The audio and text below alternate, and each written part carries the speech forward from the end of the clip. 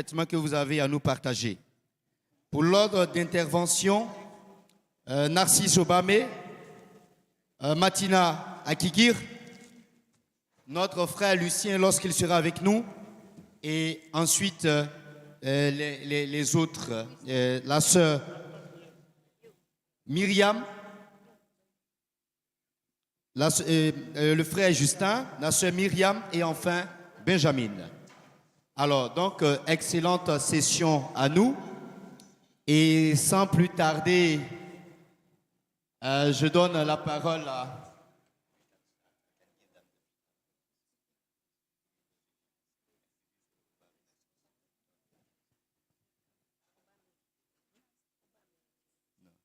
Alors, donc, Obama Narcisse, à vous la parole. Alors,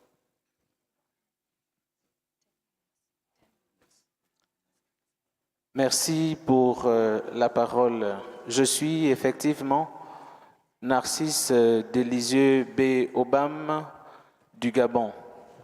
Je suis responsable de la Commission nationale de formation et de spiritualité au niveau de la Pastorale des jeunes. Mes révérends pères, révérentes sœurs, chers frères et sœurs distingués, invités, tout protocole considéré. Permettez-moi, au début de mon allocution, solliciter 1 minute de silence en mémoire de nos frères qui sont tombés lors des crises multiformes de la région de l'Afrique centrale et aujourd'hui le théâtre et dont je suis le représentant. D'une manière générale, et dans le nord-est de la République démocratique du Congo en particulier, précisément les nombreux frères et sœurs qui ont été cruellement assassinés dans la nuit du 26 au 27 juillet dernier à Kamanda, dans une église.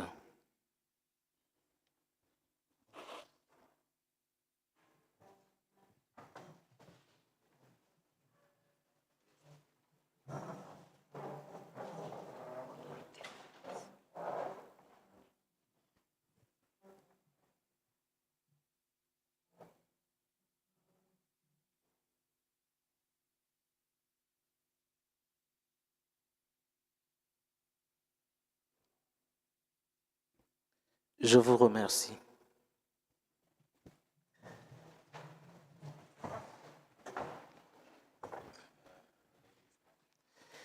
L'Église en Afrique centrale fait face depuis plusieurs années à de grands défis liés aux crises multiformes.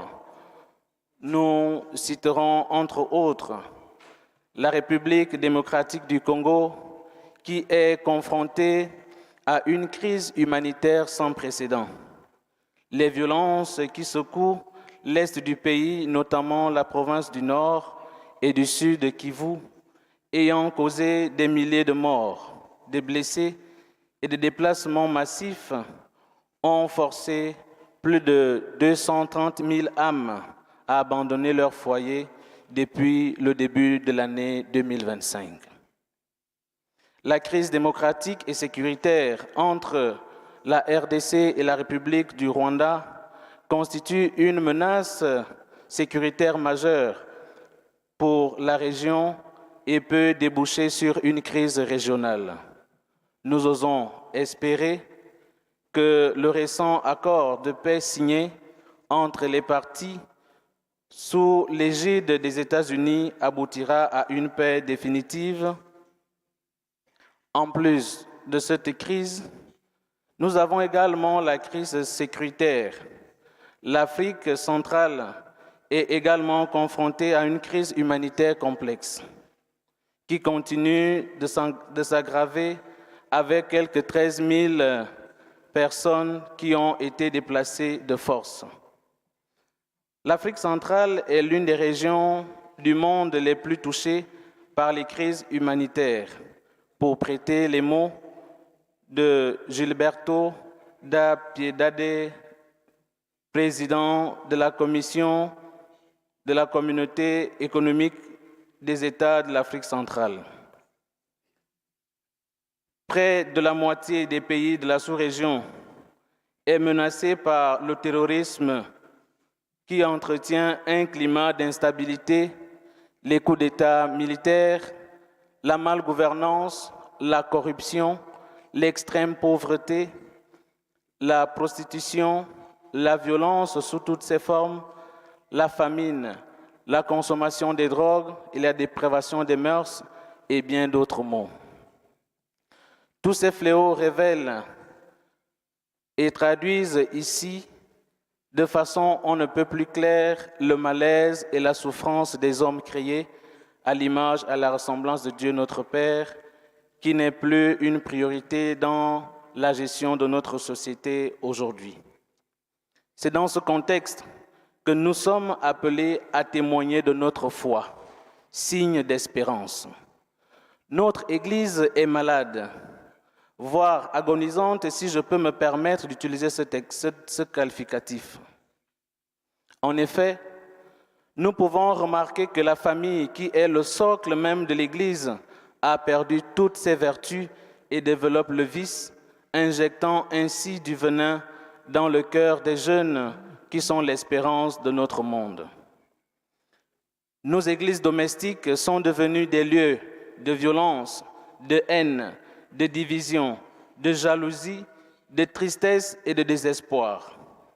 Les lieux où l'amour n'a plus sa place car considéré comme une faiblesse. La solidarité et la fraternité, un bien rare. En un mot, l'humanisme a cédé sa place à l'indifférence et à la cruauté. La présence maternante et permanente de l'Église de façon efficace et efficiente est une urgence capitale. À ce titre, ce congrès vient à point nommé car il est la tribune de réflexion visant à apporter des solutions à la fois innovantes et efficaces afin de trouver des réponses satisfaisantes et pérennes. Nous devons repenser l'Église d'Afrique qui reste le seul poumon et l'espoir de ses enfants labourés par la vie. Le pape Benoît XVI de vénérée mémoire nous enseignait dans son exhortation apostolique post-synodale Africemunus, l'engagement de l'Afrique, que l'Afrique est le dernier poumon spirituel de l'Église. En effet, dans nos traditions, l'homme est au centre de tout. Il est l'objet de toute recherche. Tout est mis en œuvre pour garantir son bien-être personnel et communautaire. Il nous faut, par conséquent, une Église plus présente et en sortie, proche des brebis du Seigneur, sans distinction de race, de classe sociale ou de religion, pour panser les plaies, relever, encourager, guider, orienter et défendre. Ce sont les jeunes de ce siècle qui vivent encore les tourments dérivant du péché, de la haine, de la violence, du terrorisme et de la guerre. Mais ce sont également les jeunes vers lesquels l'Église se tourne avec confiance, consciente qu'avec l'aide de la grâce de Dieu, ils réussiront à croire et à vivre en témoin de l'Évangile dans l'aujourd'hui de l'histoire, confiait Saint Jean-Paul II dans sa prière à Marie en vue de la préparation des JMJ 2003. Dans mon pays, le Gabon, nous nous sommes engagés en priorité dans la proximité avec les jeunes qui, pour la plupart, sont victimes d'indifférence, du rejet et de la stigmatisation, de la haine, du dédain, ploient sous la souffrance d'un silence accusateur. Pour remédier aux problèmes ci-dessous évoqués, nous travaillons au sein de la pastorale archidiocésaine et nationale de l'Église catholique au Gabon en créant des espaces d'expression, de sensibilisation, en vue d'une prise de conscience collective de la valeur unique et inestimable que chaque jeune a aux yeux de Dieu. Créé à son image et à sa ressemblance, Dieu a un plan pour et avec chaque jeune. Ainsi, la difficulté tant décriée devient le lieu par excellence de la manifestation de l'amour de Dieu. Nous croyons fermement qu'un jeune conscient de sa valeur, de son potentiel et de ses capacités est en mesure de devenir une meilleure version de lui-même. C'est pourquoi nous travaillons en étroite collaboration avec les groupes et mouvements d'action catholique à vocation juvénile, ainsi que les établissements d'enseignement primaire, secondaire, pour aller à la rencontre de ces jeunes vulnérables. De façon concrète, notre méthode ou approche consiste à l'organisation des activités en faveur des jeunes, parmi lesquelles des recollections qui sont des moments de réflexion et de prière, des sensibilisations sur la valorisation de la vie humaine et la promotion des valeurs chrétiennes, des caravanes et bien d'autres activités. L'organisation d'un forum de jeunes depuis près de 6 ans qui hisse parmi les priorités de la pastorale des jeunes eu égard du taux de chômage très élevé. Afin de trouver des réponses aux questions d'employabilité des jeunes et leur autonomisation. Nous sommes en partenariat aujourd'hui avec le Pôle national pour la promotion de l'emploi afin de garantir le suivi des jeunes en quête d'emploi.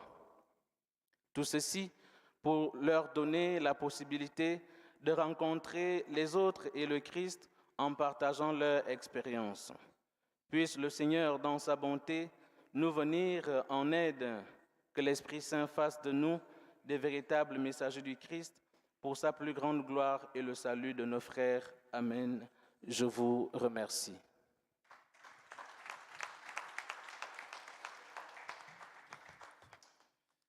Merci à Narcisse Obamé qui vient du Gabon, qui a su bien décrire la situation.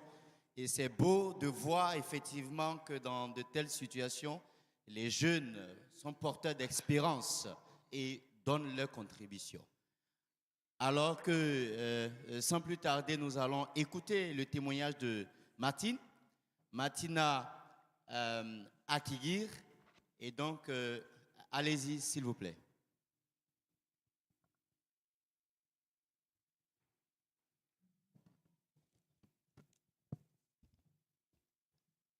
Good morning, everyone. I'm Martina Aki from Building Bridges of Faith Initiative.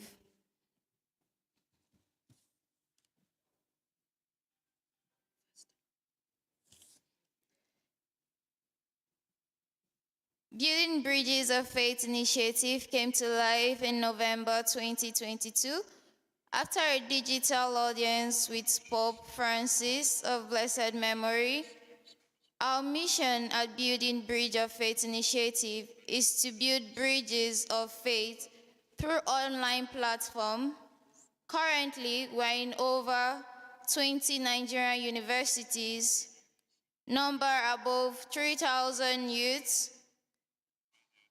What we do, our greatest achievement, which has been the app, which has been extensively explained to us, CAT app.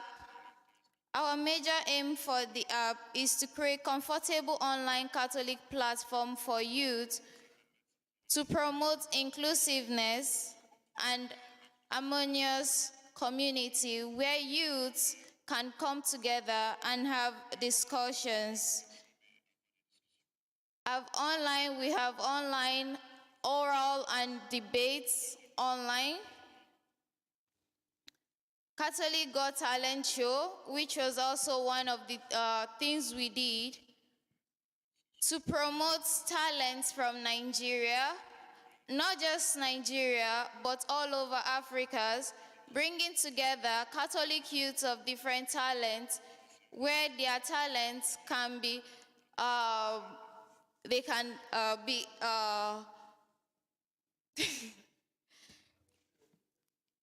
empowered. The aim is to improve their talent and to empower these Catholic youths. I would like us to watch a short clip of Building of Faith initiative.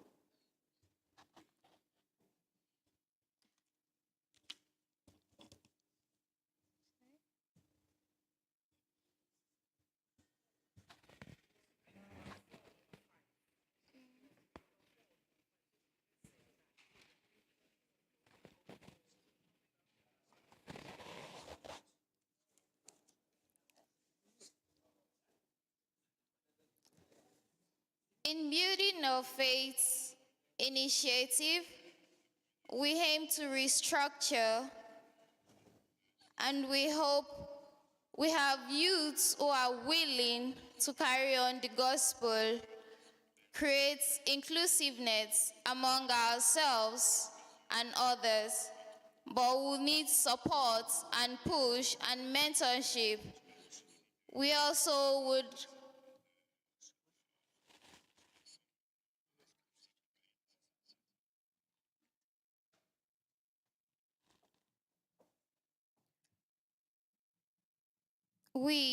at Building of Faith, Building Bridges of Faith initiative, we have willing youths of great talent all over Nigeria, but we aim to go beyond just Nigeria. We aim to go through all African countries, but we are starting from Nigeria, from churches, parishes to dioceses, bringing together all the youths of Nigeria, but not just Nigeria only, all over Africa, to create a platform where thoughts and ideas and these talents can be shared. Thank you.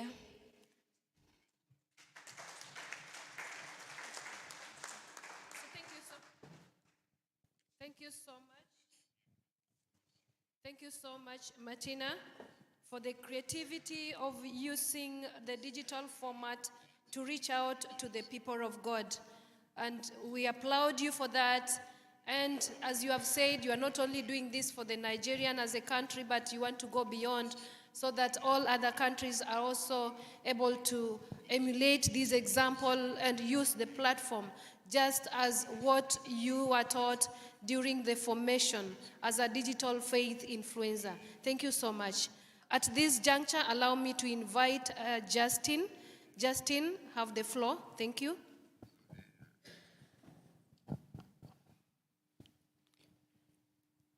Good morning, everyone.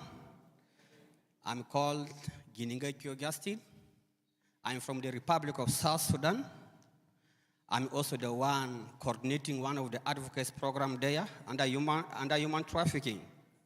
And then I'm also the regional team leader for East Africa, coordinating that program there. Today, we are here, and I'm here to talk to you about one of the advocacy programs under PACTPAN, that is human trafficking. I want to start by quoting what one of the professors said. That is a professor and a Reverend Father Clement from Malawi. He told us cynicism is a personal problem. You can't delegate it. You can't postpone it. You can't say you are going to sneeze tomorrow, but you have to sneeze today, because if you don't sneeze, then it will continue to be a problem to you. That is how human trafficking is. Human trafficking is a problem in Africa. It is a problem to Africans, and that is why PACTPAN had decided to take it up and try to support it. So, we, the team in human trafficking, we have our aims and expectation from all of you. The aim and expectation is, after our presentation, we need some of you to come and tell us, please, can you write a concept note so that we sneeze out the human trafficking in Africa? That is our expectation from you. Now, let us go to what is human trafficking. What do we know about it? Human trafficking involves very many things. One, there's a work there that needs to be done, but the person who needs the work to be done cannot do it him or herself. There's an agent there who is going to look for the work to do. Whom is he going to look for? He's going to look for your sons, your daughters, your brothers down there in the village to come and do the work. There's someone there who needs to survive. He or she needs education, needs employment, and that is the trafficking. That person has to be trafficked to go and do that work. So in the process, there are very many things happening. There's the recruitment, there's transportation, there's harboring, there's orientation and training, there's engagement, and there's exploitation. Let me tell you, there's something you need to know. There's a business in human trafficking, there's a profit in human trafficking. Why do I say so? Why are those children being taken? Yesterday, one of the sisters said, there are very many youths who are on transit to other countries from Africa. Where are they going? Which work are they going to do? Others may be going for positive things, others may be going for negative things. But let me tell you, this is what we need to know in reality about human trafficking today in Africa. If the person has been recruited, which work is that person going to do? So when the person, human trafficking, it starts sweet, very sweet. Because you have to be told that you are going for education, you have to be told that you are going for a work to do. You become very happy and excited, of course. You have to be transported. Maybe you are coming from a rural area to the city. You have to be kept in a very good place where you'll be fed. It is sweet, actually. Now, on the process, you have to be transported, either in the bus, in the ship, by plane, to where you are going. You are comfortable. But when you reach there, the reality starts, right from the airport. The moment your documents are being taken from you, it means you don't see those documents again. Then when you have reached where you are going, that's where the real exploitation starts. Do you know what is going to happen? Let me tell you the reality. There are people who need to smuggle drugs from one country to another, maybe to Mexico. Sorry to mention Mexico. They need drug there, cocaine. Who is going to transport it? It is your son, your daughter, your brother who is going to transport it. They may take the cocaine and give you, and please take this thing to this country. You don't know. And then you board a plane going there.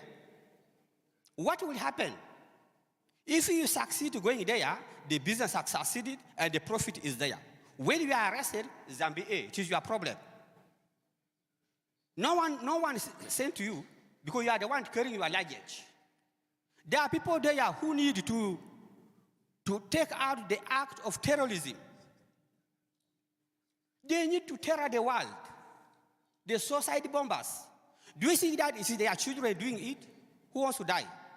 No one wants to die. It is this person, this child who has been trafficked from Ivory Coast, who is going to be deceived and say, please take this gadget, go to this location, record what is happening there. But you don't know this guard has been set.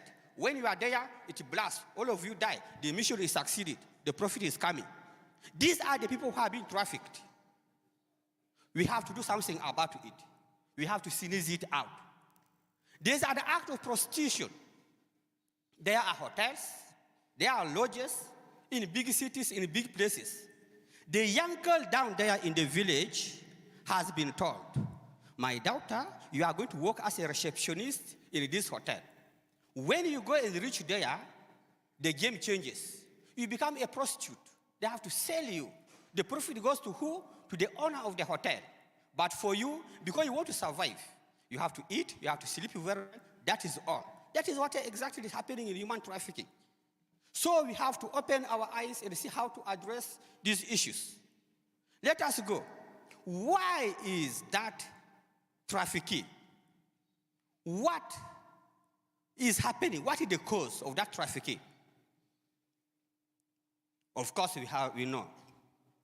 These people, there's no employment. Let me tell you, I'm familiar with some countries, Kenya, Uganda, South Sudan, Rwanda. I don't know about Ivory Coast here. There are millions of youth who are graduates, who are doing border work. The matatu. These people are graduated, but they are doing this work because there's no employment. Now, if that person is promised that there's a work you are going to do somewhere, what will happen? Let me be sincere to you. That person will not sleep tonight.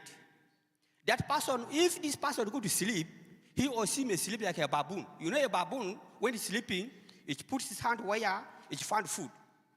Because I know tomorrow I'm going to be transported. So that is what is happening. Education. Some of these youths who have completed secondary schools have no opportunity to go anywhere.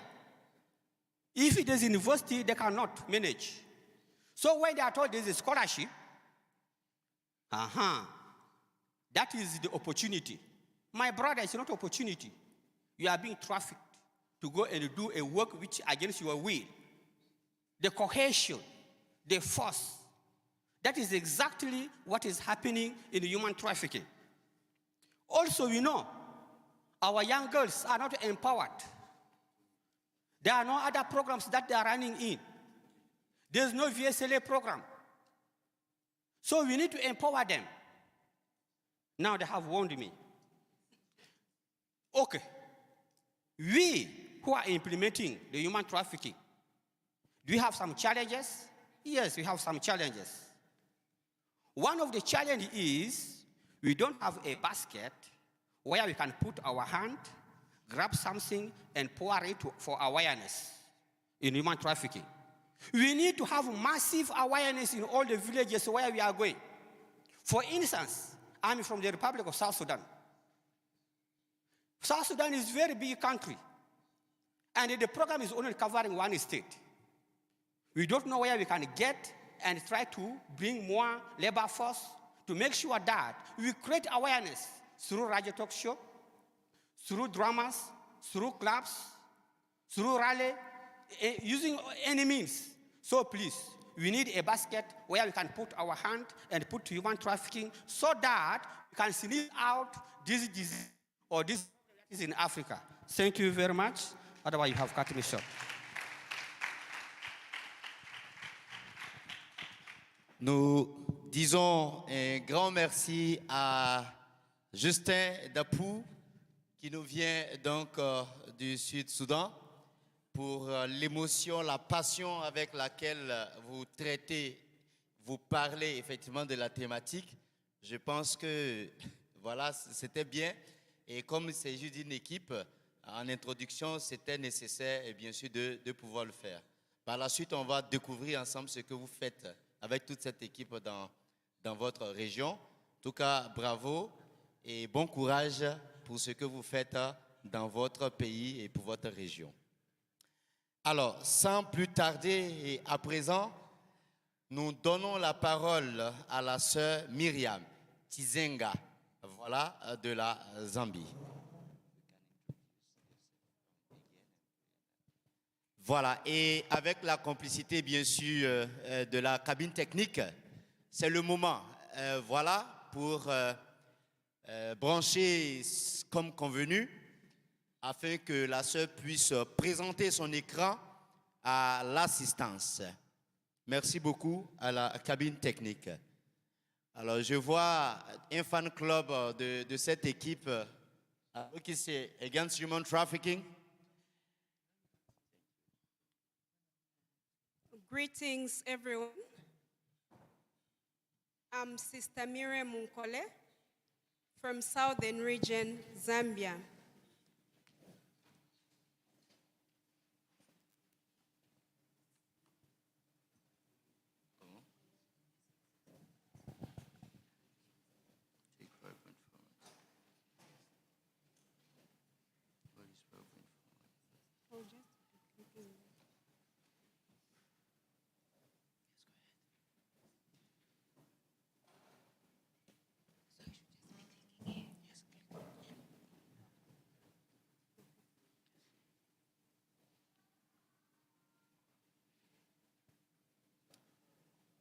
S'il vous plaît. So click down, please. Down. Yes. So the question is, what have we done so far in our regions and in our continent? In Africa, what have we done as a church? Bearing in mind that human trafficking is happening within our countries and across borders, what steps have we taken? So, as a team in the advocacy unit, we have representations in different countries creating awareness on human trafficking. And on the other hand, we've realized that the earth is equally crying. So we have also taken a step to care for the earth, Mother Earth. Human beings are crying, and the earth is equally crying.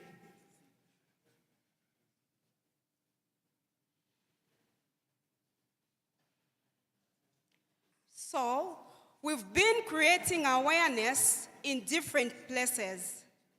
That is in schools, colleges, universities, churches, hospitals, marketplaces, and wherever we have opportunities where we find people gathering for different activities, we take advantage of those situations and create awareness. The other thing is we have embarked on a project of establishing anti-human trafficking clubs and associations, that is in schools, in churches, colleges, universities, so that we have increased awareness. So there are some few photos of some clubs and associations that have been created in our different countries.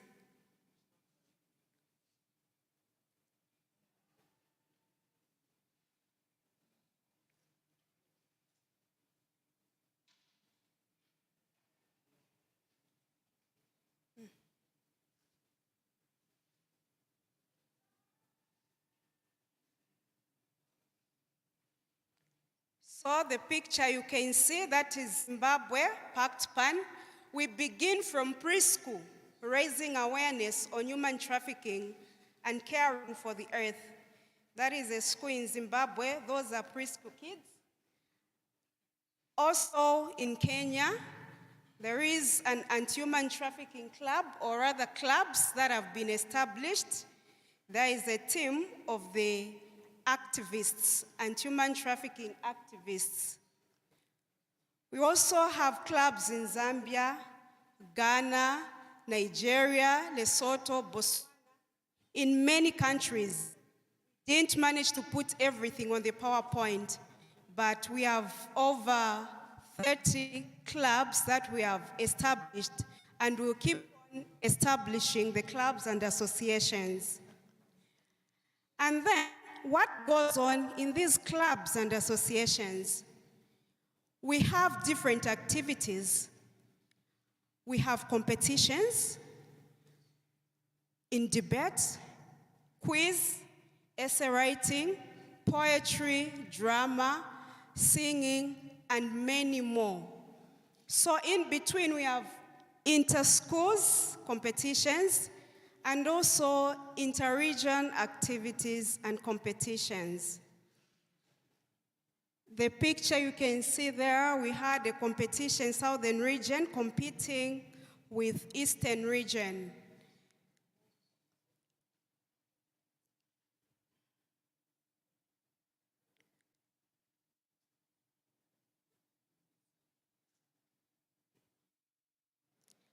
Okay. The other thing is bearing in mind that each and every day joining us, we have new members joining this team in the advocacy unit. So we have induction lessons and meetings so that they are also educated on human trafficking. So we have capacity building programs that help people know more about human trafficking and how to go about raising awareness and sensitizing the people. So we have a few pictures there from South Sudan, Zambia, Uganda, raising awareness and having these capacity building programs. We don't only raise awareness, we also have recollection days, prayer days. Every month we have prayers and we pray for different intentions, believing that on our own we cannot do anything without the help of God. So those are some of the pictures.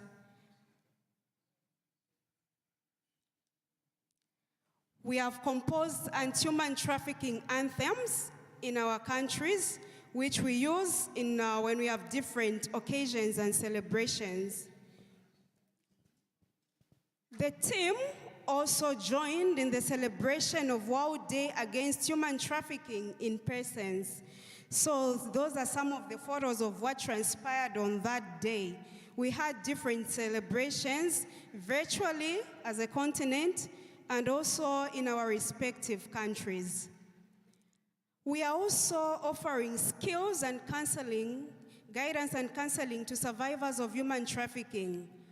So we have a few pictures of, there is Benjamin, one of us who is seated there. He will share part of his story. And also in Uganda, those photos you are seeing, there were some skills that were taught to the survivors of human trafficking. On the other hand, we've realized that the earth is equally crying. We have exploited it and abused it. And what are we doing about it? We have embarked on a project of caring for the earth. So the photos you are seeing there is Eastern region, planting trees, Southern region as well. We are also promoting organic farming. We have our learners in schools who are doing this, planting of vegetables in sacks, as you can see. What are we still working on? We are working on the script. We want to act out a film on human trafficking in Africa. So the script has already been developed, and very soon you'll see us acting. We are also about to publish a book. It is being edited, and very soon it will be out. Thank you so much. Thank you so much, Miriam. And now we give just 2 minutes to your colleagues to give us a poem on the same. You only have 2 minutes, please.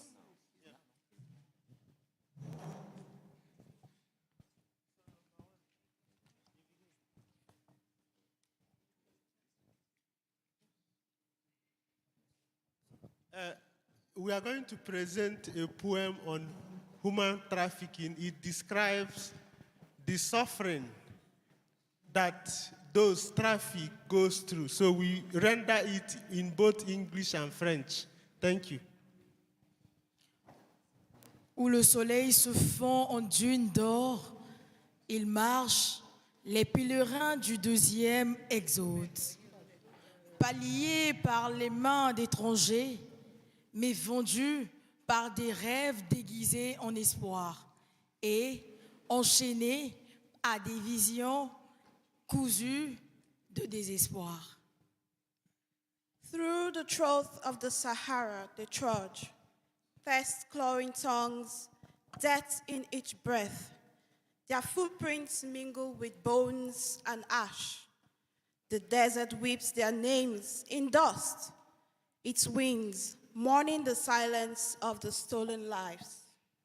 Together we raise our voices. We will not rest until this barbaric act is ended in the world.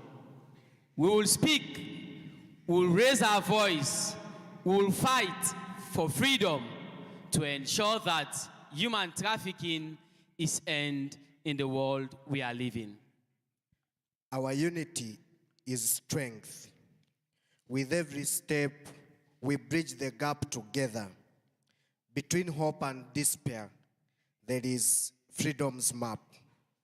Our unity is strength, our resolve unbroken. Against human trafficking, our hearts unspoken. Let's be united and raise against human trafficking in Africa. Maintenant, la justice regarde avec les yeux en marbre.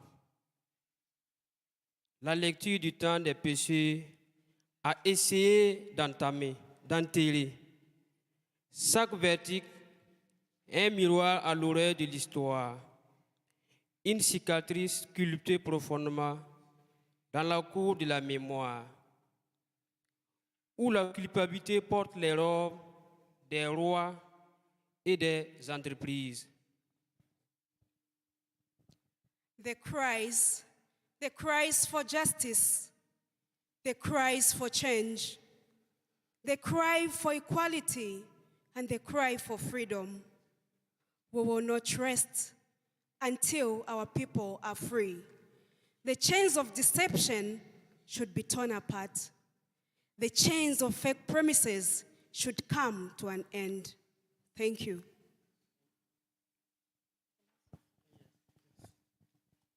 Africa's children are not for sale.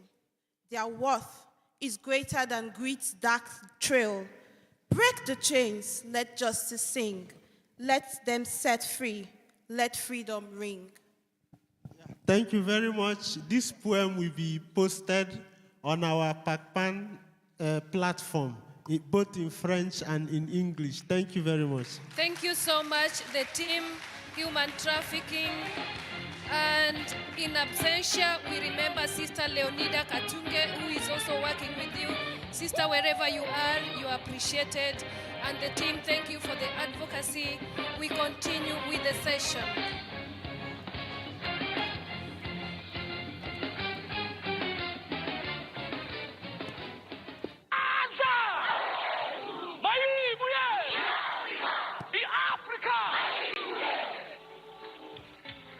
May our children rest in peace. Ashes to ashes.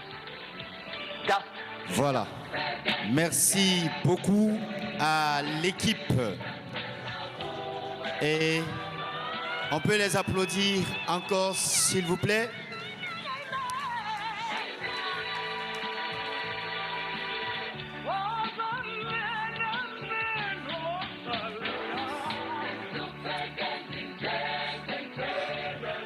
Yes. Voilà. En même temps que nous applaudissons ces jeunes, nous allons terminer bien sûr avec un témoignage. Comme la sœur Chizaga le disait, et le témoignage nous vient effectivement de Benjamin. So Benjamin, 5 minutes.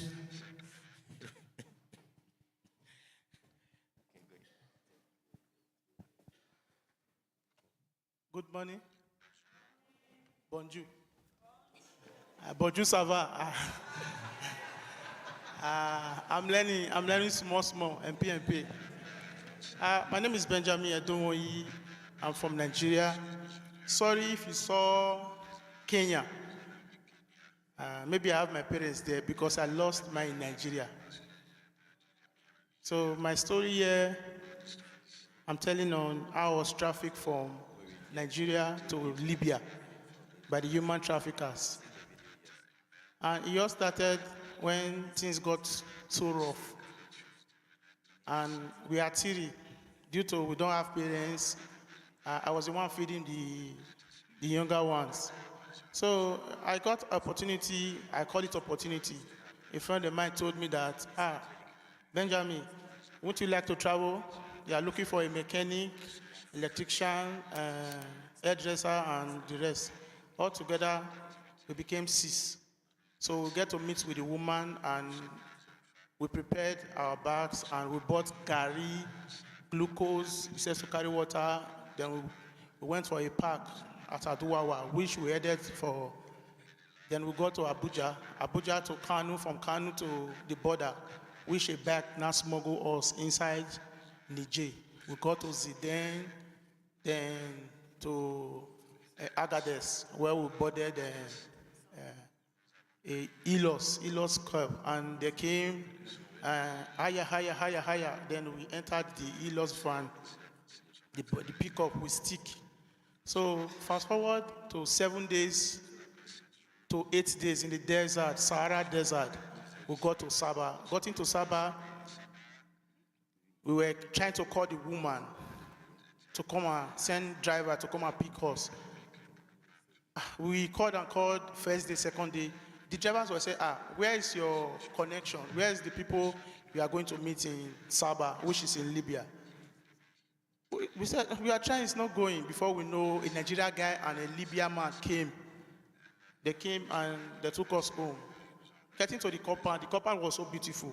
But when we get inside, we saw different type of tribe, Cameroon, Zambia, Ghana, all tribes was there. Some were malnourished, slim. You see, you can count the bones in their rib. I was like, whatever. We are not coming here. So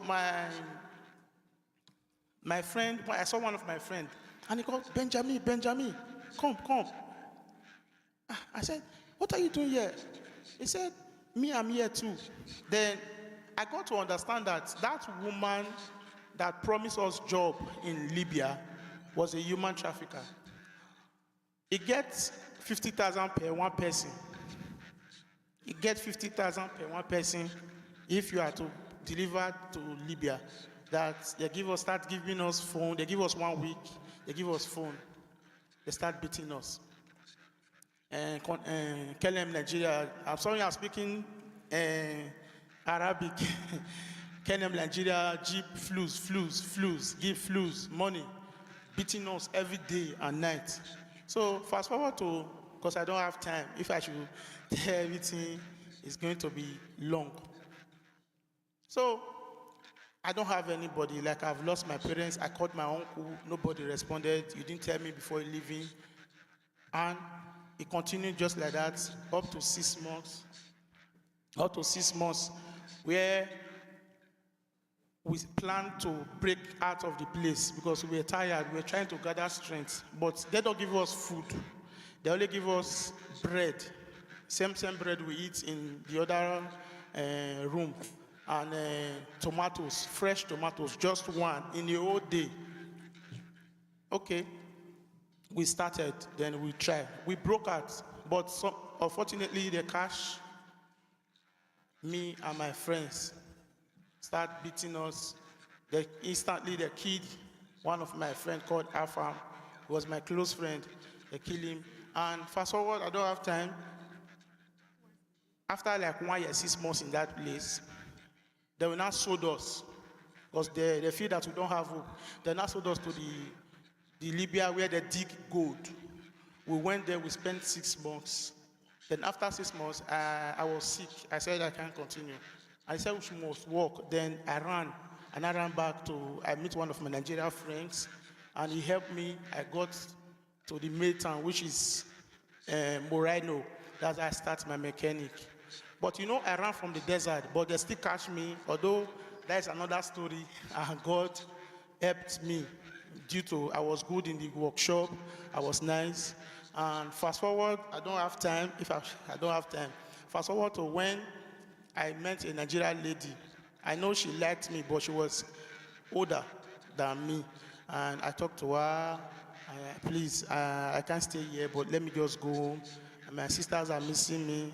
That is fast forward to 3 years. I was trying to work as a mechanic there. I was working, but due to the stab I got at the back, due to the beating and everyday torture from the Libyans, so I could not do my work very well.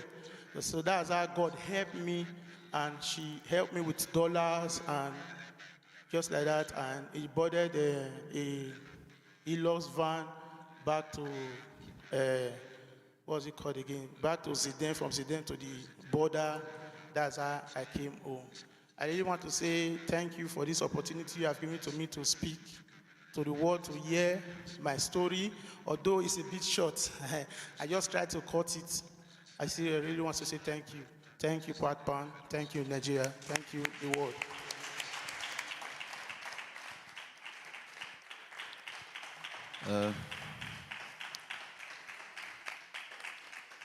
Nous disons merci à Benjamin pour le courage qu'il a eu de faire ce témoignage. C'est un témoignage également qui interpelle chacun d'entre nous ici sur la réalité, et ça demande effectivement beaucoup de courage. Et vous avez fait un témoignage aussi plein d'actions de grâce, parce que vous estimez que c'est Dieu qui vous a délivré de cela. Et nous apprécions également votre engagement au sein du PACTPAN. Alors donc, nous allons nous battre jusqu'à ce que cette question de trafic humain puisse effectivement s'arrêter définitivement. Okay, thank you.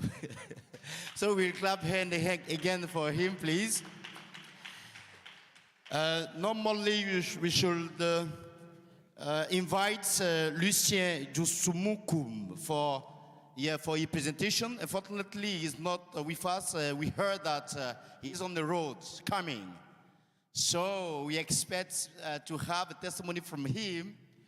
But before, Martina wanted to share a video with us, but over there, technical assistants were not ready. But it seems that they are ready. So please, before we open the palaver, we just look at this video. If you are ready, go. Is it? Yes, thank you. Martina, do you want to say something before? Okay, okay.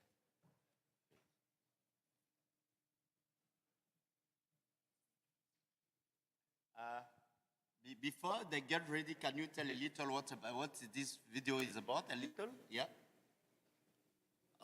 Yes, I don't know. Okay, it started. Okay, great. Okay, great.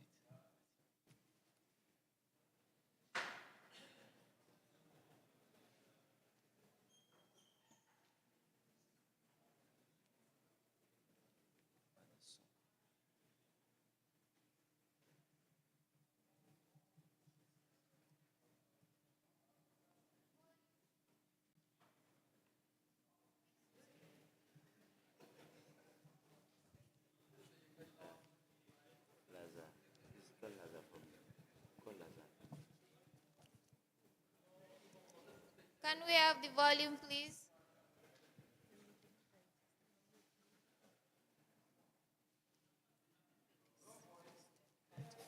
They are working on it.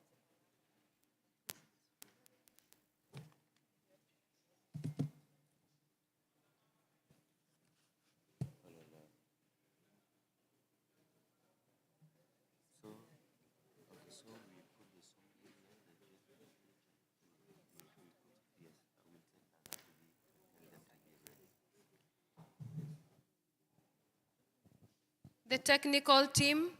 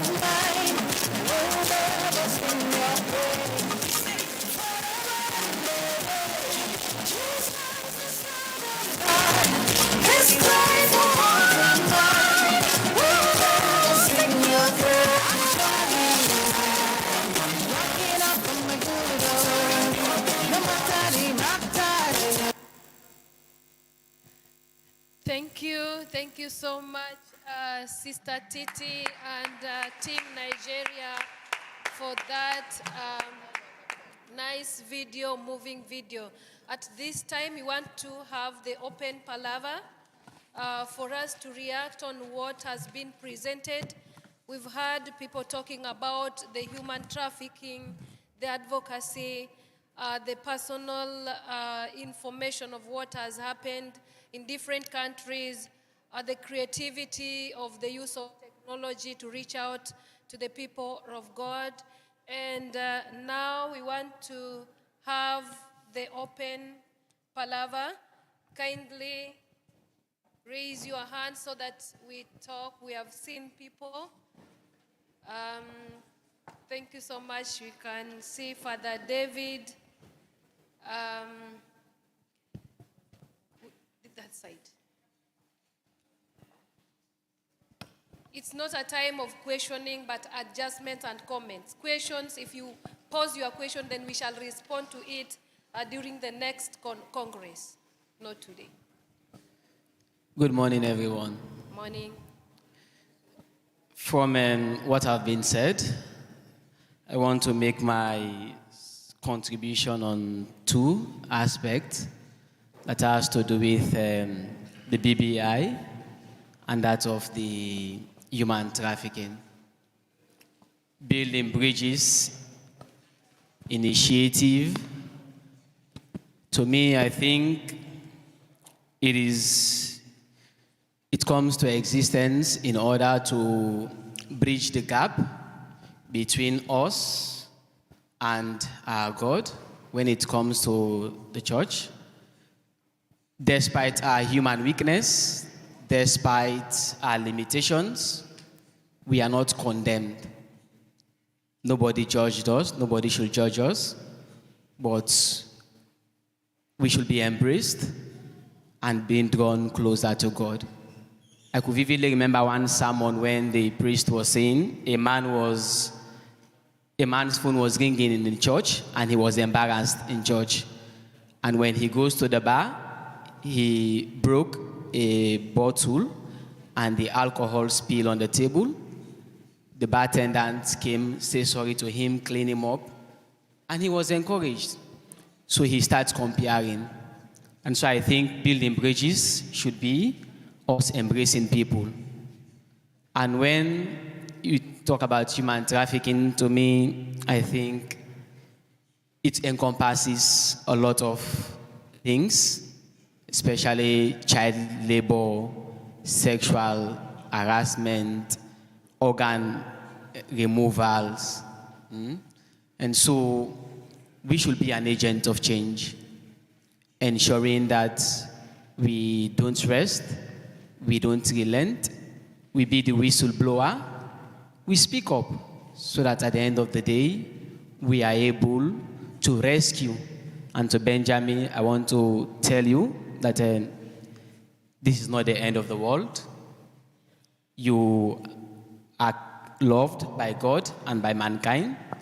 Brace up, embrace your fear. Don't relent. We love you and God loves you. Thank you so much. Thank you so much. God is the only judge. Change is as good as the rest. Thank you. 2 minutes. Thank you very much. I would like to make 2 comments. First of all, to thank the panelists, the youth, for the great work that you are doing. I think these panels involving the youth are showing a lot of hope and dynamism that are coming from youth.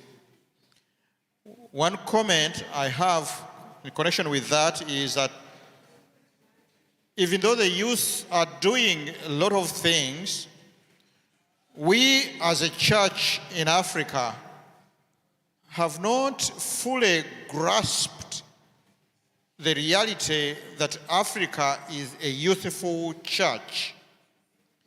The fact that in many African countries, over 70% of the population is 25 and below. We as a church have not really seriously thought about the implication of that for what it means to be the family of God in Africa. In other words, apart from the youth involvement and activism, theologically, pastorally, we need to think what it means to be a youthful church. That was one comment, sister. If you can allow me another comment. Rapidement. The second comment I want to make is about human trafficking. Again, grateful for the work that you are doing. The different and new forms of human trafficking that we should also think about. When I was coming, the airport in Entebbe was filled with a lot of young people being exported for work in Saudi Arabia, in Dubai, and all the other places. Many countries have signed this labor exportation that is sending a lot of young people to serve as maids in these Arab countries. I think these are new forms of human trafficking, to find ways in which to engage the governments around that. Thank you very much. Thank you so much. We all want to be heard and not only seen. So if you are given a mic, be mindful of time, please. Father Shabayang. I want to really thank PACTPAN for giving us this opportunity in this third Congress. From the activities of yesterday and today, I want to really affirm and congratulate the global PACTPAN and the different stakeholders who actually play out the events of today. I want to commend and congratulate all the different presenters. The Catholic Church, as you can see, from the President Pope Leo XIV, he was coming in from the background of Pope Leo XIII. He came out clearly to talk about, defending the dignity of the human person. So I want us, through PACTPAN, to use the instruments we have now through the issue of the dignity of the human person and this, under the social teachings of the church. Under the social teachings of the church, it deals with the issue of theology, it deals with the issue of pastoral, practical pastoral and human kindness. And so through the social teachings of the church, the advancement of our programs in the youth formation is going to receive a global attention. We are not just acting out the drama, but we are living the reality that is in Africa through the instrument of the Catholic social teaching. I appreciate and I want to sincerely thank you for the practical testimonies and the good work you are doing. We are the foot soldiers of the church in Africa. We must maintain that drive and that force with love and with faith. Thank you. Thank you so much, Father. Sister? Thank you, Sister. I'm Sister Kelechi Agugo from Nigeria. And this morning, honestly, I'm very, very touched. This is an area that I'm very passionate about. So thank you to all of you. And in a special way, thanks, Benjamin, for sharing your personal experience. Now, we're all talking about what we can do. This whole thing, whether be it human trafficking, whatever, that's even exploitation. Listening to Benjamin, can you imagine a woman going through that experience, what it's going to be like? But I do feel that it is not something that one particular approach can resolve. There is what we call multi-sectoral approach, and we have a lot of it within our church in Africa. We have a lot. It has to start from the family. The family is a place to actually begin to form any human being. That is where we hand on values, character formation, and all that. Because there are certain things, if we grow up with them right from that stage of babies, children, they will never go, no matter what's happening out there. For example, let me make suggestions to PACTPAN and to any of us who is interested in approaching these things. Within the continent and within the church, we have programs of education. There are two in particular that I would recommend. The first one is what we call Alive to the World.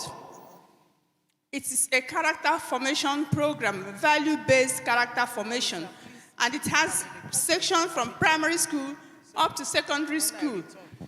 Also, we cannot do any of these just alone as an institution or even as church. It has to be in collaboration with parents. They are the primary educators of the children. And then we have also what we call Teen Star. I'm rounding up. What we call Teen Star. T-E-N, referring to teenager. And then STAR, S-T-A-R, referring to sexuality education in the context of adult responsibility. we can adopt these things to help our young ones. Then when they grow up, they will know how to cope with a lot of these things. Thank you. Thank you so much, sister. Titi, please, 1 minute. All right, thank you very much. I want to thank sister and all the presenters for the good work. I want to direct this to and a theme. Good, the work you are doing, particularly retrieving these victims back home and trying to give them another life, another chance. But I just want you to don't rush too much into empowering them with what they can do, but you have to certify that they are psychologically balanced and okay.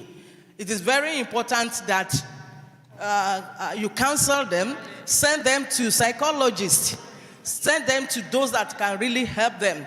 So it is when they are balanced, they are happy telling these stories, because it's not easy. They are happy telling these stories. They can come to public like this and tell the stories that they are really happy. Then you can start to empower them to do something meaningful for their life. Thank you very much. Thank you, merci.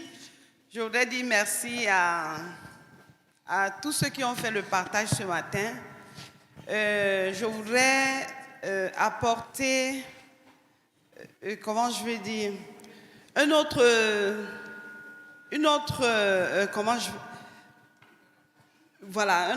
regard par rapport à ce trafic. Le trafic, il n'est pas seulement à l'extérieur, parce que même à l'intérieur de l'Afrique, il y a des enfants qui partent des villages pour la ville, dans les mêmes conditions où il y a des personnes qui ont besoin qu'un travail soit fait, et il y a des intermédiaires qui prennent des enfants dans des régions reculées, qui les amènent dans des villes pour le travail. Et ce n'est pas tant que ça le travail, c'est la maltraitance qu'il y a derrière cela. Et il y a ce phénomène dans des pays, même en Afrique, même au Cameroun, au Bénin, je ne sais pas si au Sénégal, j'ai vu des documentaires à propos. Donc on devait aussi s'appesantir sur ce type de trafic interne. Merci. Merci, merci. Ok, Père Félix, je voudrais dire merci aux différents intervenants et merci surtout pour la pertinence de vos propos. Je voudrais me prononcer sur la question du trafic humain, mais avant, permettez-moi de faire une note rectificative au propos, un avis personnel de l'intervenant du Gabon qui parlait de l'Église qui est malade. Je voudrais porter la précision que l'Église, si elle est malade, la société est en danger. Elle ne peut pas être malade, mais l'Église est en souffrance dans une société malade qu'elle peine à pouvoir guérir. Et je souhaite que nous partions d'ici en n'ayant pas une idée pessimiste de l'Église parce que son message est irréformable. L'Église porte le message de l'espérance et c'est quand ce message changera de visage qu'on pourrait dire que l'Église est malade. Donc elle n'est pas malade. Pour la question du trafic humain, je voudrais que ces forums, ces congrès et autres travaillent à une reconversion de mentalité. Tout à l'heure, dans les différents propos, il a été évoqué la question du manque de travail et qui pousse les jeunes à aller chercher plus loin. Moi, je voudrais dire que ce n'est pas tant la question du manque de travail, mais c'est la conception même de la vie qui nous pose problème. Où on pense qu'il faut être ailleurs pour être épanoui, voilà toute la racine du mal. Parce que si on travaille à considérer que nos pays ont des potentialités et nous pouvons produire sur place, je ne pense pas que la traversée de l'Atlantique et de la Méditerranée est possible. Voilà, merci. D'accord. Thank you so much. Thank you very much for this opportunity. Thank you, our young people, for your good presentations. They are encouraging. I just want to encourage the young people that we are on this earth, we are in Africa, and Africa has its challenges. So just remember that when the deal is so good, let us always think twice. Because we get lured into these issues of human trafficking because there is easy or available jobs, and in reality those jobs are not available. When somebody just comes to you, I'm paying your air ticket, I'm going to provide you food, and this person is not related to you at all. How comes that the person has loved you so much that he or she is willing to do everything for you in a minute? So we have challenges, we don't have jobs for you at the moment, but let's be people of hope. Let's believe that the future is there for us, and don't rush into easy deals, because life is not as easy as we may think. Thank you. Thank you so much, Sister Sori. Kindly summarize. No, I can't. Merci vraiment à tous les intervenants qui nous ont partagé leurs témoignages assez profonds, inspirants. Cela a suscité en moi un écho. Et je voudrais partager une expérience que j'ai vécue en Italie il y a de cela 2 ans, qui nous fait voir la profondeur du problème du trafic des êtres humains. Et il y a de cela 2 ans, comme je disais, je suis allé en pastoral au sud de l'Italie auprès des migrants. Et je me trouvais dans une communauté religieuse qui accueille les jeunes africaines qui arrivent avec les barques de la Libye pour essayer de les soustraire à la prostitution, au trafic contre les êtres humains. Et je devais travailler avec ces jeunes filles pour essayer de remonter leur morale, les aider à suivre des programmes de formation pour être intégrés dans la vie sociale. Je me suis rendu compte que le problème que ces jeunes traversaient était l'influence des parents, des familles sur elles. Plusieurs ont quitté leur famille parce que vendus par les mamans, les oncles, à ces trafiquants, avec le prétexte d'aller en Europe pour trouver du travail et venir en aide aux familles. Donc, je me suis mise à travailler avec les mamans par téléphone parce que ces femmes passent leur temps à mettre de la pression sur ces filles pour qu'elles quittent les communautés religieuses pour la prostitution. Donc, je voudrais dire ici que le travail que nous avons à faire doit aller aussi dans les familles, dans les écoles, certes, mais aussi dans les familles pour aider à comprendre le risque que ces enfants, que ces personnes rencontrent quand on les envoie. Donc, le travail est à faire au niveau de la base, dans les familles. Merci à l'équipe de Sœur Myriam, merci à l'équipe pour tout ce que vous faites et le travail est à continuer. Merci. Merci. Ok, merci beaucoup. Je m'en vais, sans prétention, notamment dès que j'ai vu le thème, je m'attendais aux réalités de chaque zone de l'Afrique pour pouvoir réellement savoir qu'est-ce que les jeunes endurent. Mais par exemple, si je vais sortir de cette salle, je sors avec l'idée d'une jeunesse qui a comme seul problème le trafic où les gens sont en train de fuir. Donc je vais essayer de partager un peu aussi ma petite expérience parce que j'étais responsable de la jeunesse au Burkina Faso, du Burkina. Le jeune catholique africain, c'est qui? Je pense que c'est la question qu'on peut se poser pour aujourd'hui. Dans nos églises, je vais juste faire quelques constats. Le constat que je fais est que les jeunes ne s'engagent plus parce qu'ils ne veulent plus servir gratuitement. Il faut tout le temps de l'argent, tout devient payant. Ça, c'est le premier constat que je fais. Le second constat, c'est un manque de leadership agissant. Les jeunes sont là, ils chantent, ils dansent. Quand il y a la fête, ils sont présents. Quand il s'agit de prier, ils ne sont plus là. Quand il s'agit de former, ils ne sont pas là. Des jeunes qui croient au miracle plus qu'au travail et à la formation. Si vous organisez une session de formation, ils ne viendront pas. Vous allez avoir une église qui est vide. Mais organiser des prières de délivrance, des prières de quoi, c'est comme si nous sommes tous en souffrance. On court derrière les miracles plutôt que le travail. Ok, on me demande de résumer. Donc rapidement, la question du mariage. Autrefois, chez moi, je voyais que le mariage, c'était vraiment les filles qui se sont rangées, qui se sont bien préservées à l'image de la Vierge Marie pour garder leur virginité. Au jour d'aujourd'hui, la virginité n'est plus une fierté. Ça, c'est le constat que je fais chez moi et de façon globale.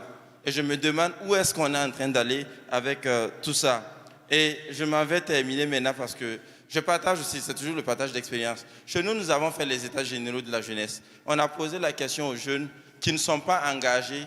Pourquoi est-ce que vous n'êtes pas engagés? Et voici ce qu'ils ont dit. Quand on nous regarde, nous sommes des gens qui aiment prendre l'alcool. Donc, on ressemble à des jeunes godeurs, des jeunes qui aiment boire l'alcool. Et après ça, on nous dit que nous sommes des jeunes qui manquons de communion. Parce que le peu qui sont engagés là même, dès qu'on voit la manière dont ils sont en train de se traiter entre eux, ça ne donne même pas envie d'intégrer. Et je termine par un troisième point. Je vais titiller les consacrés. C'est à vous. Le mauvais témoignage des personnes consacrées. Les prêtres notamment. Voilà. Les sœurs, il y a eu moins de plaintes, mais les prêtres, c'est revenu. Les prêtres qui s'adonnent à certaines pratiques, voilà, et qui découragent en fait ceux qui voient, parce que pour eux, quand on voit le prêtre, il est censé aussi également refléter vraiment l'Église d'aujourd'hui. Je finis maintenant par le cri de cœur. Le cri de cœur est que nous sommes ici. Nous participons aux Journées mondiales de la jeunesse. Nous étions à Cracovie, nous étions au Panama, nous étions à Lisbonne, mais jamais on est venu en Afrique. Qu'est-ce que nous disons de ça? Quand est-ce que nous allons nous réunir en Afrique ici, entre jeunesse africaine, pour parler de nous? Le défi reste posé et c'est à nous. Thank you, thank you.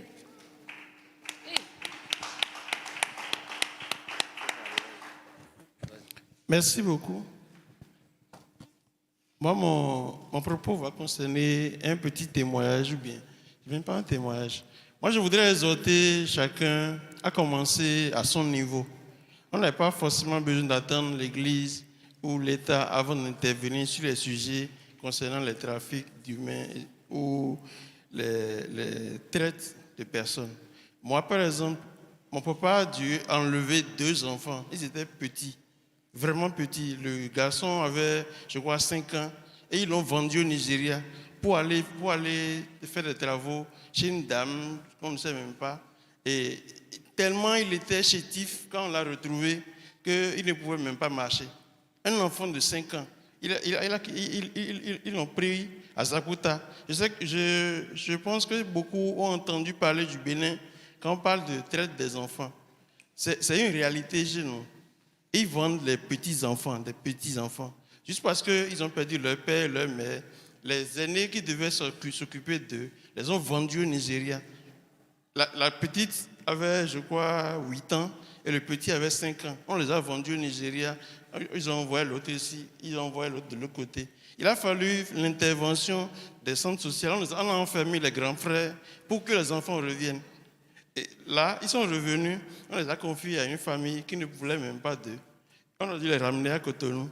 Et on s'en est occupé. Bon, papa et maman sont décédés malheureusement. Et ils guettaient encore des occasions pour ramener ces enfants encore au village. Nous, on a dû dire non. On s'en occupe. Ils restent avec nous à Cotonou. Même si on mange le sable, ils vont manger avec nous. Depuis pratiquement 5 ans où les parents sont décédés, les enfants sont avec nous. On les a envoyés à l'école. Le petit continue de fréquenter. Il a eu son CP cette année. La grande a un apprentissage. Elle a fait la couture. Et elle aura son diplôme, je crois, à la fin de l'année. Donc, ça doit commencer en famille. C'est-à-dire, on n'a pas besoin d'attendre l'église ou bien d'attendre l'aide de l'extérieur. Mais chacun, à son niveau, doit faire quelque chose. Et chez moi, Zakota, c'est un phénomène vraiment... Ça part du petit jusqu'au grand. Merci beaucoup. Thank you so much, Sister Jen. Thank you, Sister Jen. We are giving at least 3 more. Thank you very much, Sister Josephine. I would like to thank the young people, especially those that have presented on human trafficking. And I would also agree with the Professor Emmanuel Katongole, seeing these young people at the airport being trafficked. I have my own experience, and I wrote a small article about it. Coming from Senegal, Addis Ababa, I saw almost 200 young people dressed in pink going to Qatar. And I was so sad. I became emotional. I started crying. A lady asked me, "I'm sorry, have you lost somebody?" I said, "No, but it's what I'm seeing." And I tried, "Can I take a picture?" In my heart, I tried, I could not take a picture. Under, I tried, it could not appear. But they were so miserable looking with the slippers. The one that had a good bag could have been the patron. Most of them were Ethiopian, Eritrean, but also there were some from African country, southern part of our Kenya part. But in a nutshell, when I came back, I said, bishops, priests, very rich people use the same airport. Nobody has ever spoken and saying, "I'm seeing this." So they have taken it, it's like an ordinary thing that people are being trafficked. I've stayed like almost 3 years without traveling. So I say, this is a routine. So when I see these young people speaking out about human trafficking, is a reality. And they have gone ahead of us. Where have we been, me and you, that these young people have to speak about it? So for me, I say it's a high time, even if we can raise an alarm. That time I rose an alarm by writing. The next time I'll try to ask what is happening. Though I had asked and nobody talked to me, they all disappeared. So sometimes you have to take risk for the sake of saving these young people. And Sister Agnesori has said, and Sister Kinikonde has said, let us save them by telling them, when the deal is too good, think twice, my dear people. Thank you so much. Thank you so much, Sister Jen. When I hear about human trafficking, I'm pained so much because my own sister went to Saudi Arabia for almost 5 years. The last time we talked was 2023. We remain praying for her. We don't know whether she's still there or not there. It's because of human trafficking. Let us make it a reality for every other person to understand. Thank you. Voilà, je vous invite à applaudir cette première partie, s'il vous plaît.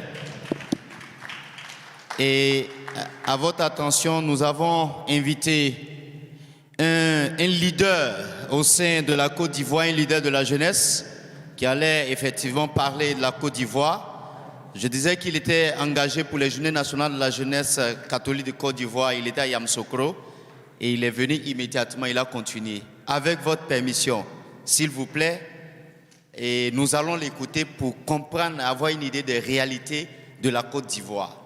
Il n'a pas plus de 7 minutes avant que nous puissions effectivement terminer. Merci pour votre compréhension.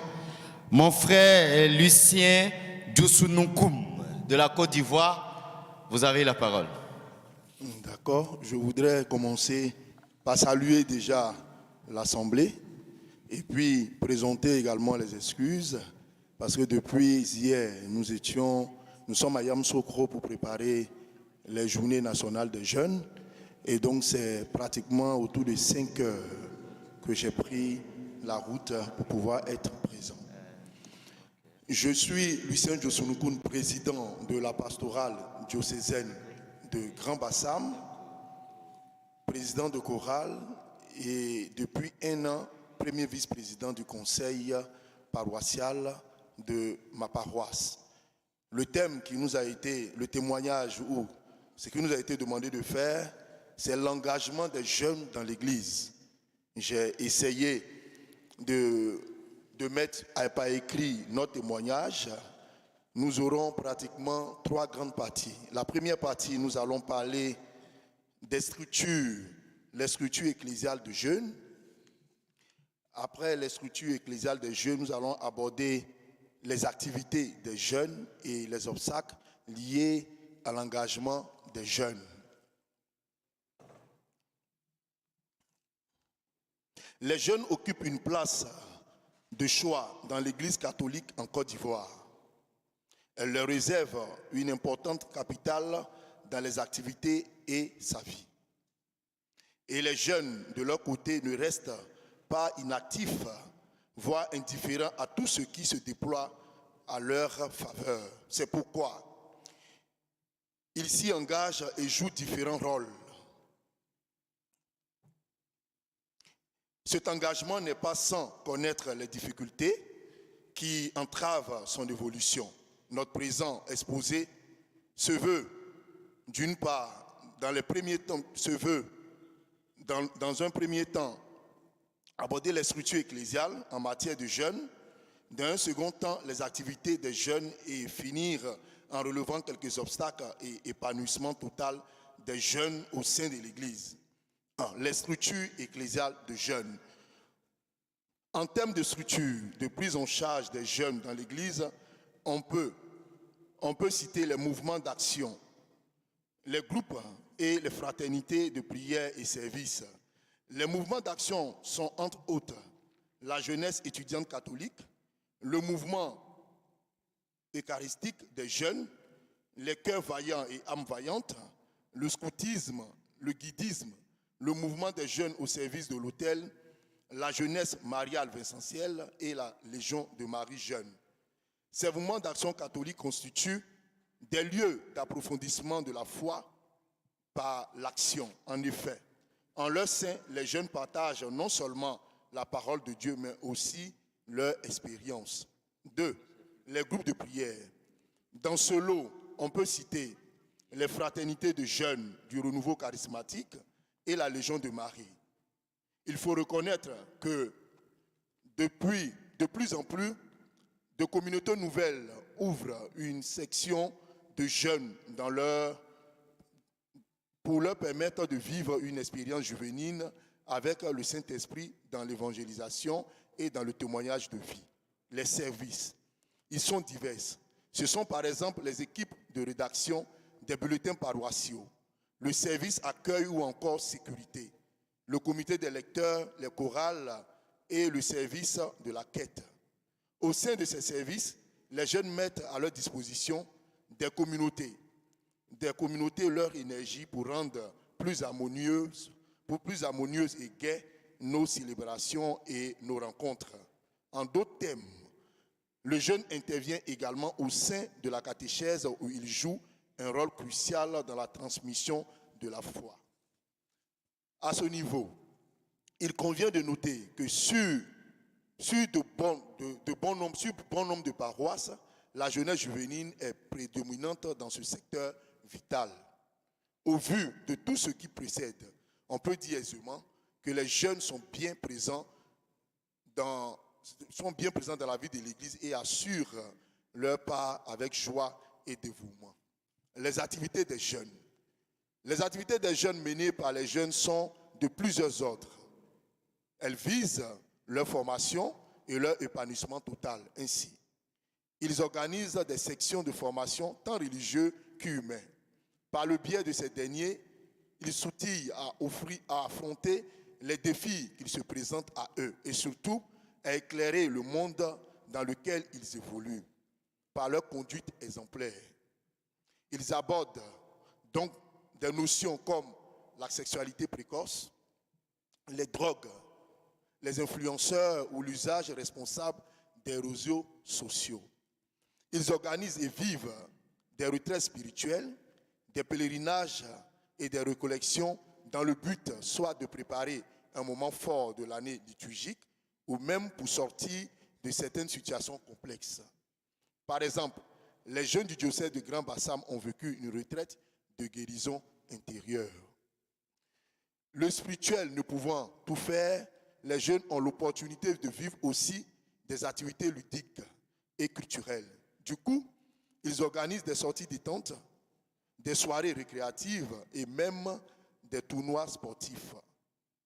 Ils sont les premiers responsables de ces activités, telles que la Galilée des lundis de Pâques et les réveillons de fin d'année civile sur nos paroisses. D'ailleurs, ils excellent dans la conception d'activités novatrices qui rassemblent plus facilement les jeunes.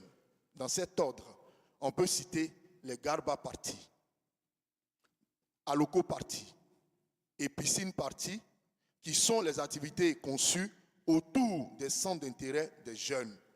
Le goût, le travail ensemble et la fraternité demeurent des maîtres mots au cours de ces rencontres qui sont aussi des moments d'évangélisation et de témoignages, de maturité spirituelle. Ainsi, en pratiquant un sport ou en exerçant un chant ou une danse, les jeunes apprennent à travailler ensemble et redécouvrent la chaleur humaine et reprennent goût à la vie. 3. Les obstacles. Malgré leur bonne volonté, les jeunes sont freinés dans leur élan par de diverses raisons. Parmi celles-ci figurent une bonne place, les vicissitudes de la vie. En effet, face aux problèmes sociaux de plus en plus récurrents, notamment la cherté de la vie, la rareté des emplois et l'instabilité sociale, les jeunes sont plus en déclin à se trouver une situation sociale stable pour subvenir à leurs besoins vitaux.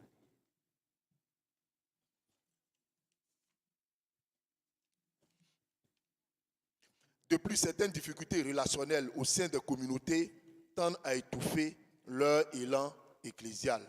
En somme, nous pouvons affirmer que les jeunes s'intéressent à l'Église et s'y investissent en dépit des difficultés qu'ils rencontrent.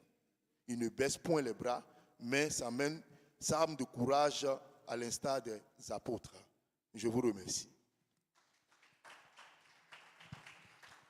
Merci à mon frère Lucien pour le très beau et formidable travail que vous faites en Côte d'Ivoire. Et voilà, pour l'originalité des activités que vous faites pour encourager les jeunes à s'intéresser, bien sûr, à la chose religieuse, à l'Église et à faire face aux défis de leur temps. Alors, chers tous, je pense que le temps risque de nous rattraper, mais exceptionnellement, nous voulons donner voilà, la parole à une seule personne, s'il vous plaît, après cette intervention. OK. Ah. OK, d'accord.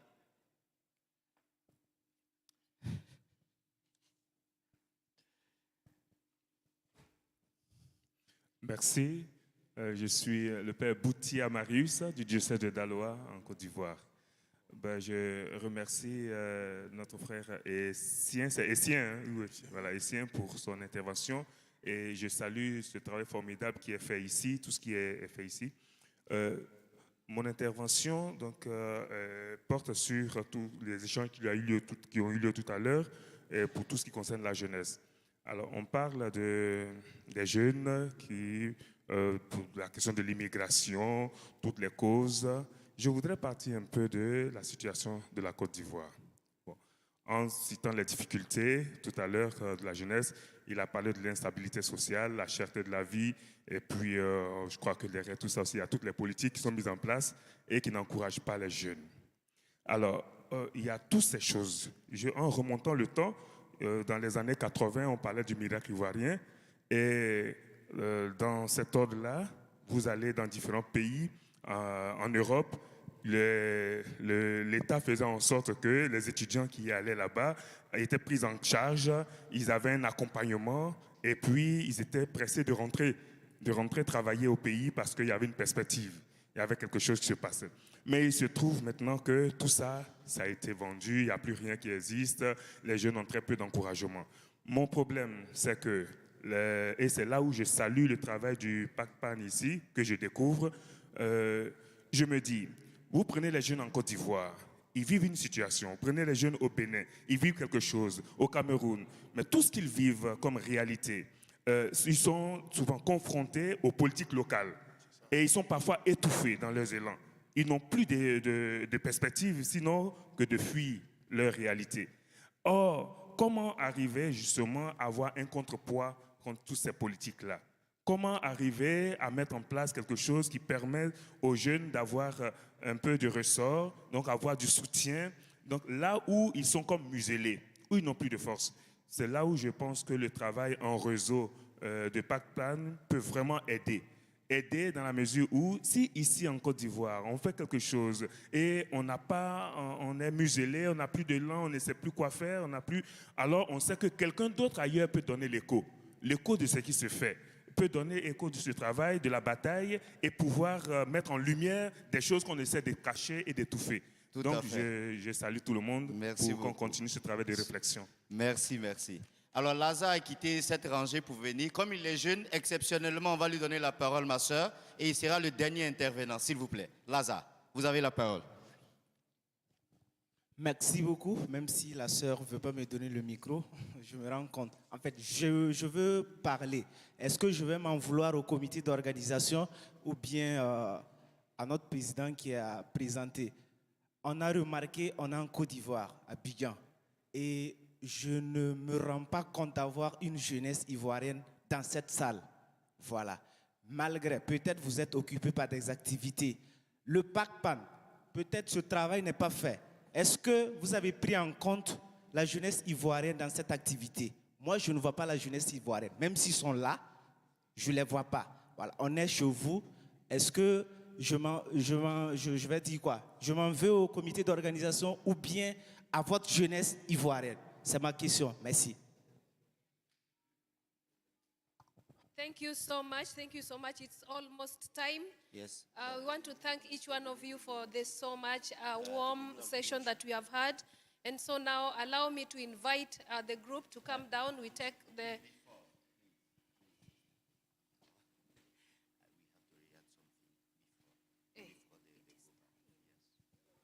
Alors, Okay, thank you. la sœur Joséphine est très, effectivement, par rapport au temps. Merci d'être méticuleux.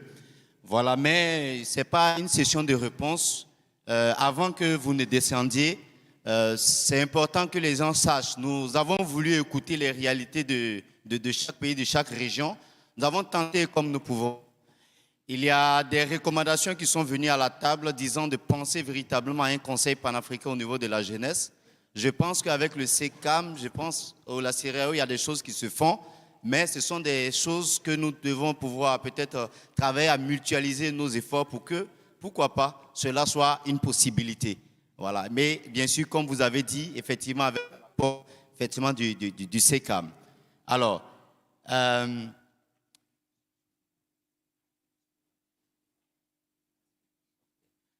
donc, on ne sera pas plus long. La sœur Joséphine, vous avez la parole pour l'annonce et nous allons inviter, bien sûr, tout en vous encourageant pour le formidable travail que vous faites dans vos pays, que Dieu nous donne la force, effectivement, d'avoir un leadership contagieux pour inviter et motiver, effectivement, d'autres jeunes à nous suivre et à vivre, effectivement, le message évangélique. Alors, c'est le message que j'avais. Merci. Et la sœur, vous avez la parole pendant que les autres, effectivement, descendent, comme indiqué. Thank you so much, Roger. Let's all move down for the picture. And as we move down, Congratulations. Take note of the announcement. Let's take note of the announcement. For those who are traveling tomorrow to Basilica, kindly ensure that you sign by today, midday, and then the bus will set off at 7 a.m. So for those of us who are traveling back home, you are not part of this journey, we are sorry. But for those who are going, kindly get ready, sign before time. We want to take a group photo for all those who have been presenting today, and we want to thank each one of you for the warm session. And after this, we are going to dance. We are going to dance before we move out of the room. We are the Gen Zs of today. We are the church of now. Thank you.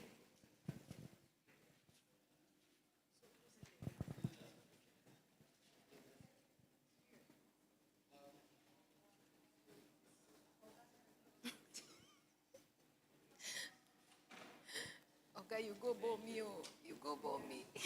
You go bomb me. Et la cabine. We invite everybody. We want to dance. We want to dance. Music, where are you? Music. We want the hot music so that we dance. We are live church, the church of today.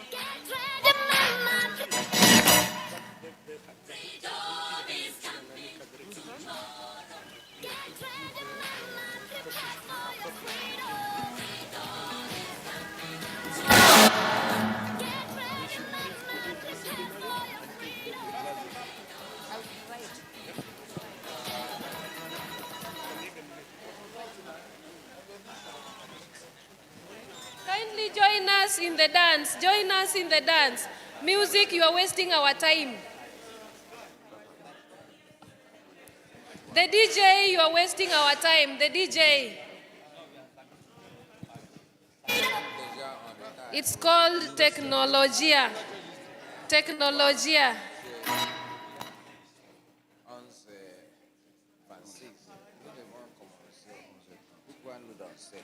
Parce que nous devons avoir une pause. Ensuite, get ready, mama, prepare for your freedom.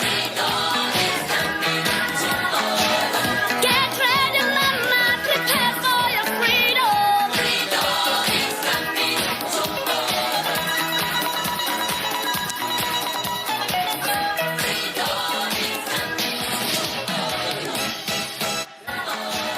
Get ready, mama, prepare for your freedom. Freedom is coming tomorrow.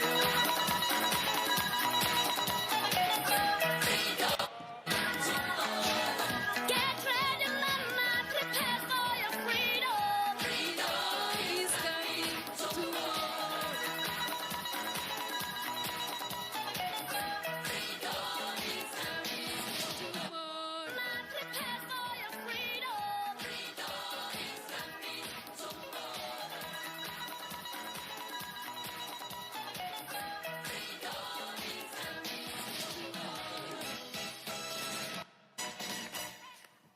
Freedom is coming tomorrow. Get ready, mama, prepare for your freedom. Freedom is coming tomorrow. Get ready, mama, prepare for your freedom. Freedom is coming tomorrow. Freedom is coming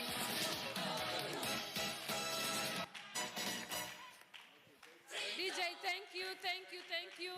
So we want to give people at least 10 minutes, and we shall be back here by 11:45. 11:45, all of us should be back in the room. So you can stand, you can stretch. Then we come back. Thank you so much. Thank you, thank you, thank you so much.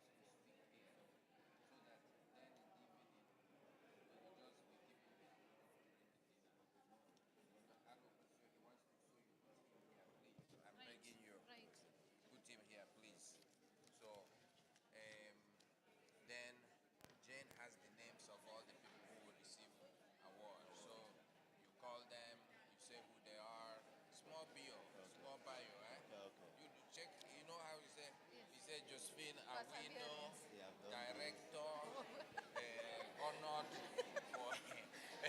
for public health, advocate, great organizer, great speaker. It's okay. Then we honor you for this. Then they come, they receive another person, another person. So you look at the list and their bio. Sister has the list, and you can get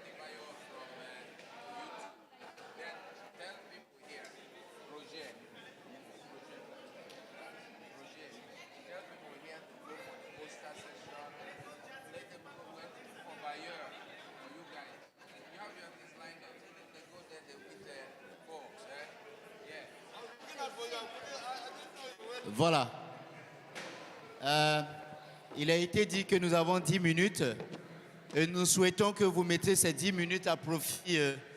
En étant en bas, il y a les postes des jeunes, de ce qu'ils font.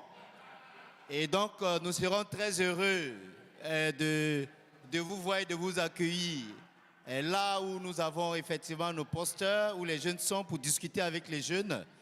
C'est possible de le faire rapidement. It's possible to do it quickly because youth are waiting for you down to show you what they are doing again, to have time to discuss with each and every one of you.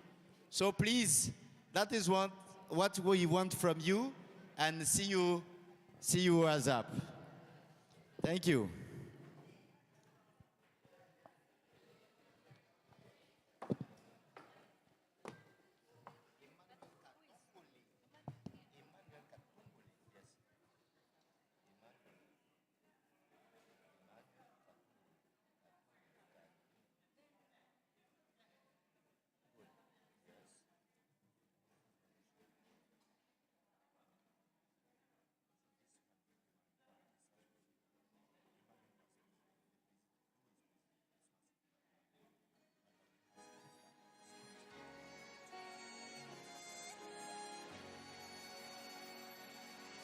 He's done so much for me, I cannot tell it all.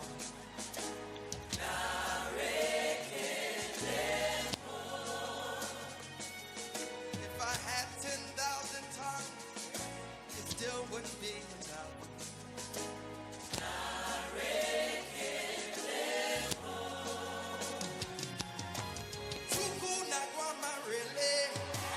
When you hear completely.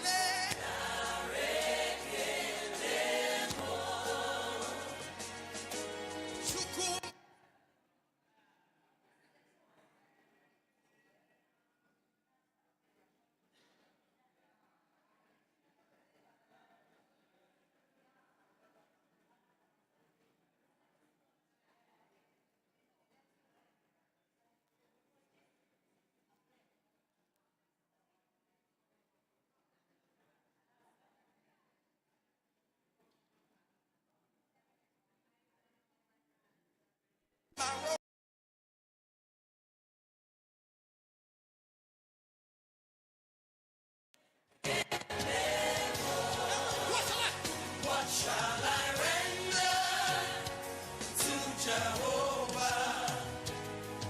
For he has done so very much for me. Come on, everybody. What shall I render to Jehovah? Hey! For he has done so very much for me. Nara, Nara, Nara, Nara.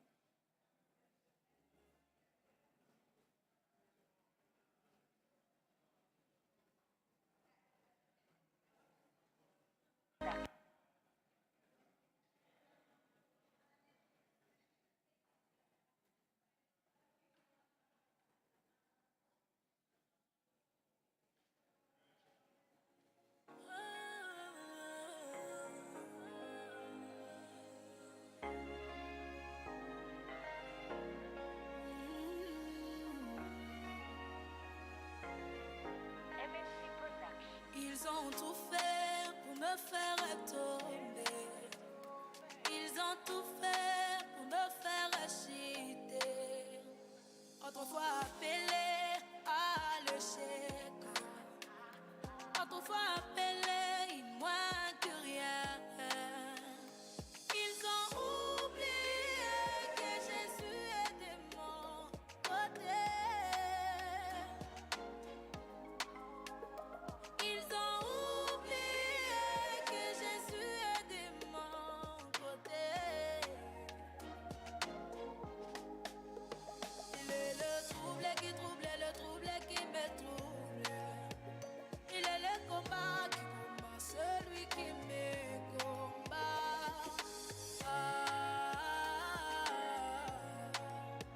Yene apwina ngai atango nyonso.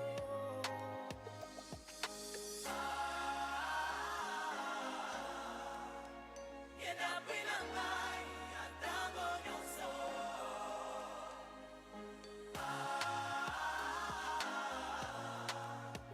Yene apwina ngai atango nyonso.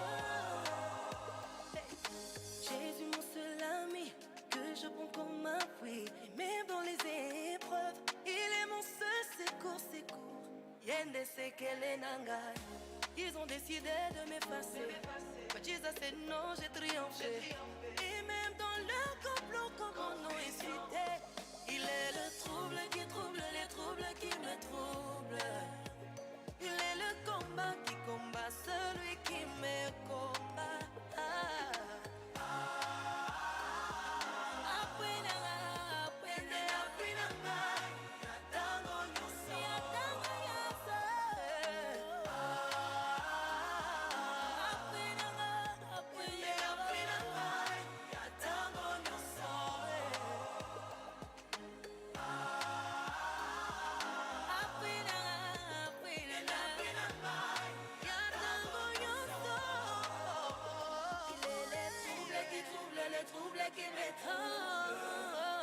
Il est le combat qui combat celui qui...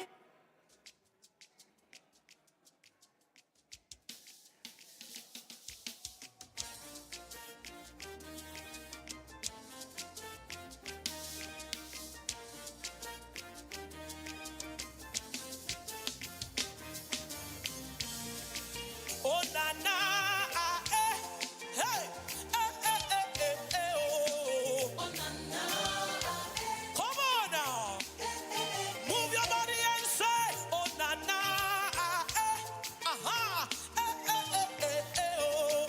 Oh nana,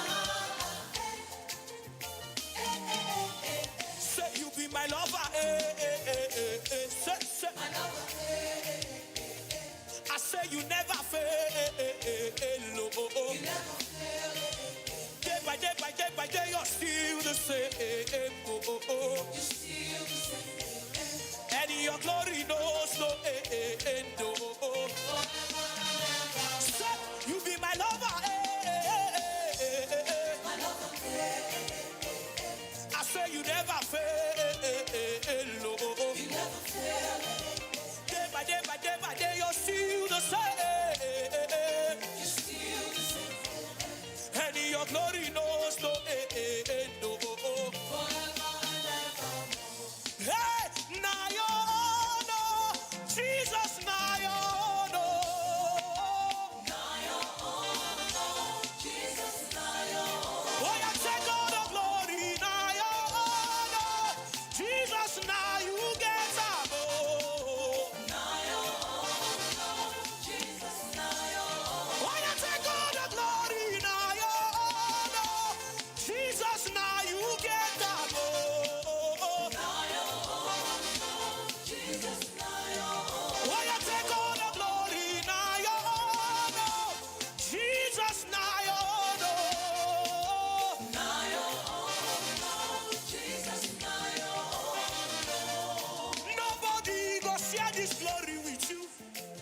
Now your own, oh. Ay, ay, ay, ay, ay, ay, ay, ay. Nobody go share this glory with you, oh. Now your own, oh. Ay, ay, ay, ay, ay, ay, ay, ay. In heaven and on earth, oh, say, you remain same, same, same, same, same, same. Aha. In heaven and on earth, oh, say, you remain the same, same, same, same, same, same. Oh yeah, oh yeah, oh yeah. Take all the glory. Jesus, take all the honor. Oh yeah, take all the praises. Aye, and adoration. Say, oh yeah, take all the glory. Aye. Take all the honor. Say, take all the praises. So, and adoration. Take all the glory. Take all the glory. Take all the honor. Take all the praises. Take all the praise. And adoration. Jesus, take all the glory. Oh yeah, take all the honor. Oh yeah, take all the praises. Oh yeah, and adoration. Jesus, take all the glory. Take all the honor. Take all the praises. And adoration. Oh yeah, take all the glory. Take all the honor.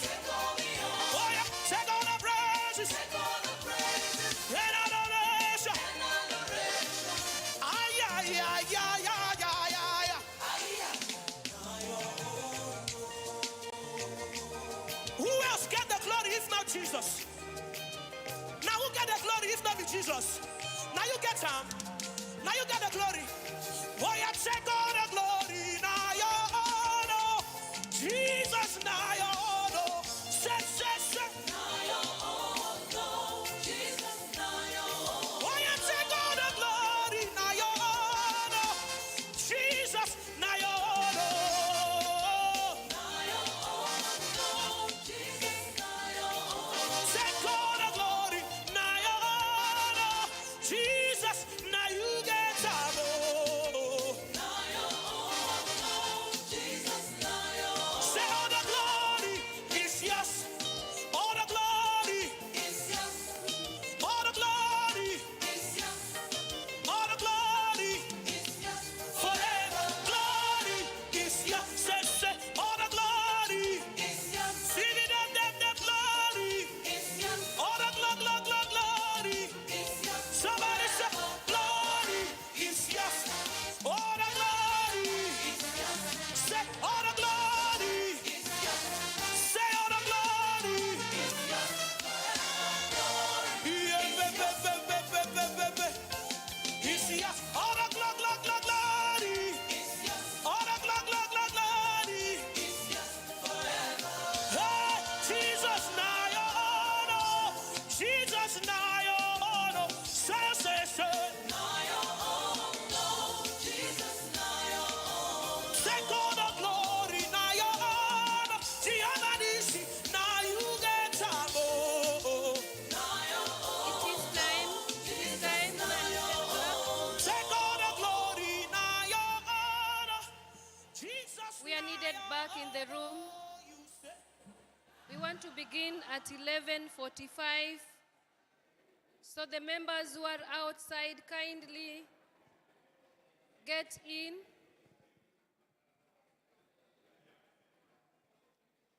People who are outside, kindly come in.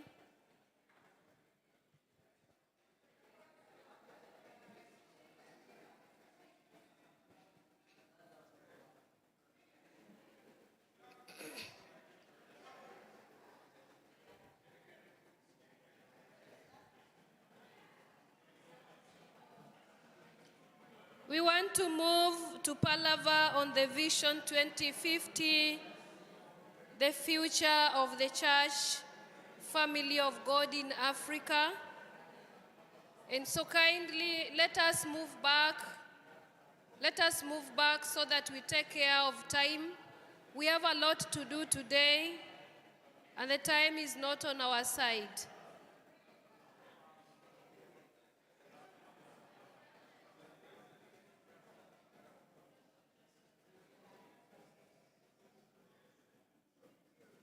We kindly request those who are down, if you can hear me, to the room.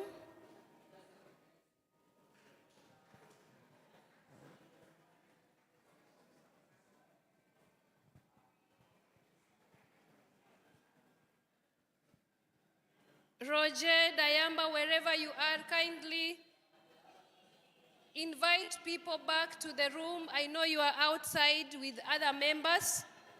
Roger, I know you are outside with other members. Can you bring people back?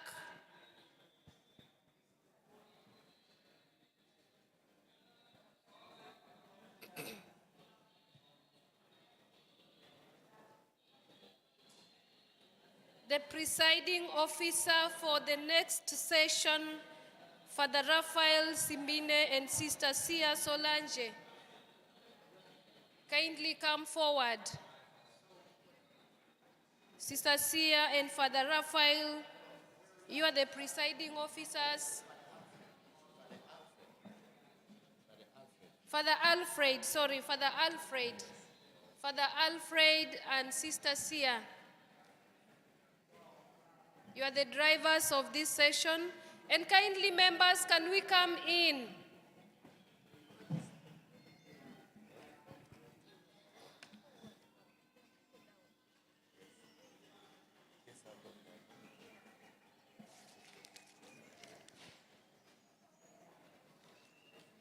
And we want to see the speakers taking the front seats. We want to see the speakers taking the front seats. Monsignor Mobe, Father Alfred, Thomas Vitalis, and Stan Chuilo. Wherever you are, kindly take the front seats.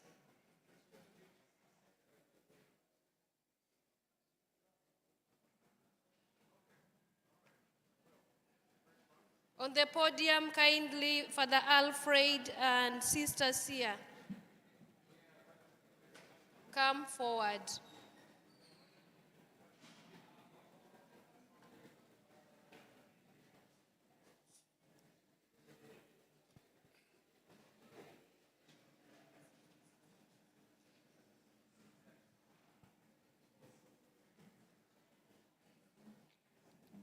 You are the presiding, so the session, you are the drivers now. So why don't you call them from you? Okay. You want them here or you want them there? Here, okay. Okay. Stan, Vitalis, Thomas, Alfred, Monsignor Mobe, come forward. Come forward, take your seats. And kindly members, can we take our seats in? Can we be back, all of us? The seats are empty, and that means a number of people are still out. We want to begin, we want to drive this session very fast. We want to make it live, warm, so interactive, just like other sessions.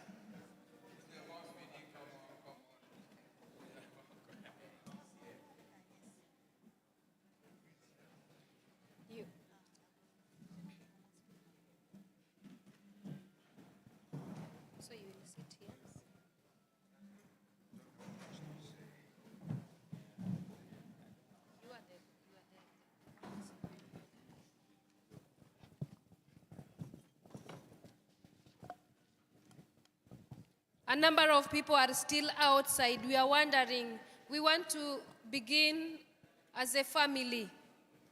So if you know you are still outside, kindly come in. Those who are still downstairs.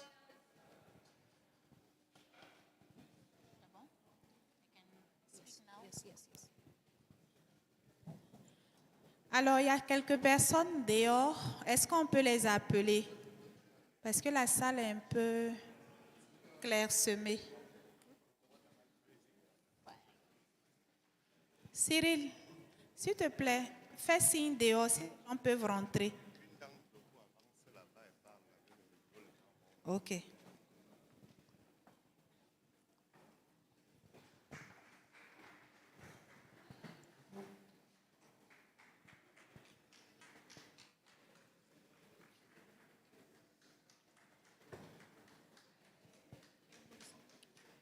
On me demande d'aller à la recherche de ceux qui sont dehors avec le micro.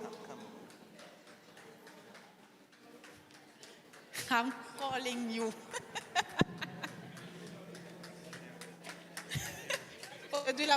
Ah, rentrez s'il vous plaît parce que nous allons commencer. Nous allons commencer, oui.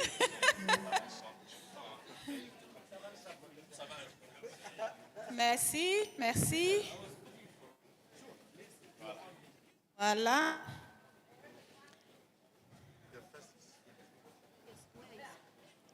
Entrez s'il vous plaît, nous allons commencer. Entrez s'il vous plaît, nous allons commencer. Très bien. Donc, merci de nous rejoindre.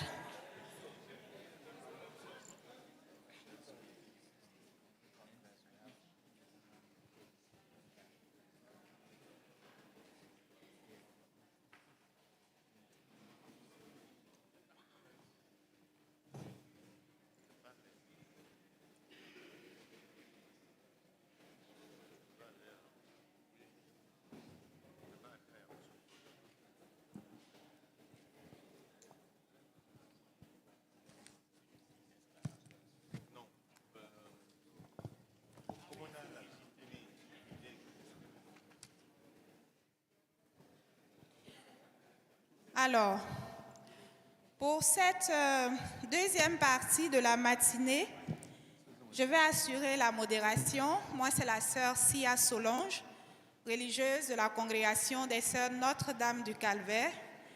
Et donc, nous allons écouter. Put here.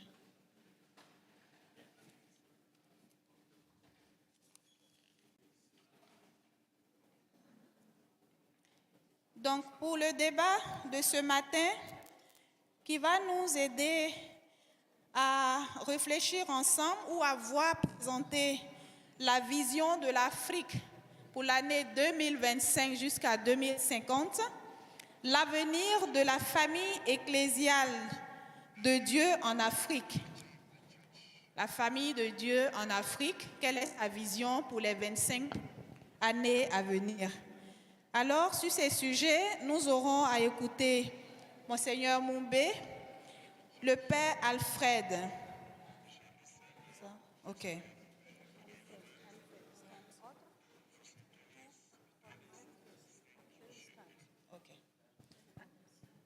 Bien. Donc, sans plus tarder, Père Alfred, si vous êtes prêt, vous avez le micro. Merci. Merci, Cécia. So I'm Alfred Bebudu, the Executive Secretary of SECAM.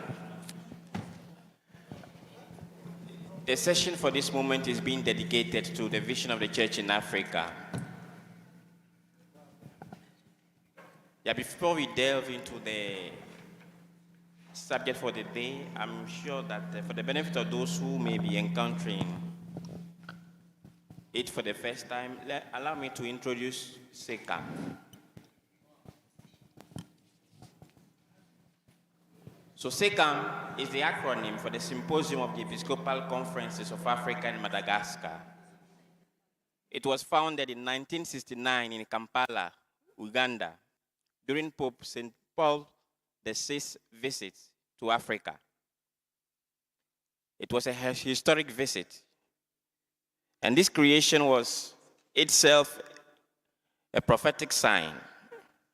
The bishops of Africa and its islands choosing to speak with one voice, to work together, and to shape a pastoral path deeply rooted in the life and cultures and inspirations of our peoples.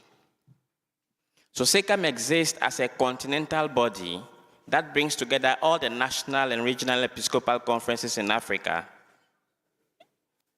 In other words, it is a family of the families of bishops, a communion that crosses borders, languages, and histories to embody the unity of the Catholic Church in Africa.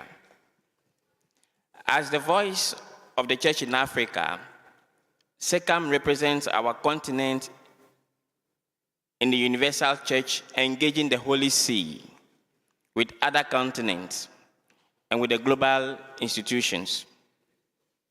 It is a platform where the concerns, the hopes, and the prophetic witness of Africa are shared in the wider world. So the mission of SECAM is threefold. First, promoting evangelization.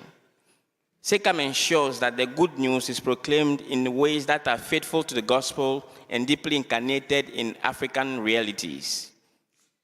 Two, fostering justice and peace. And this is done by advocating for dignity, human rights, and reconciliation in societies often marked by conflict, poverty, and inequality.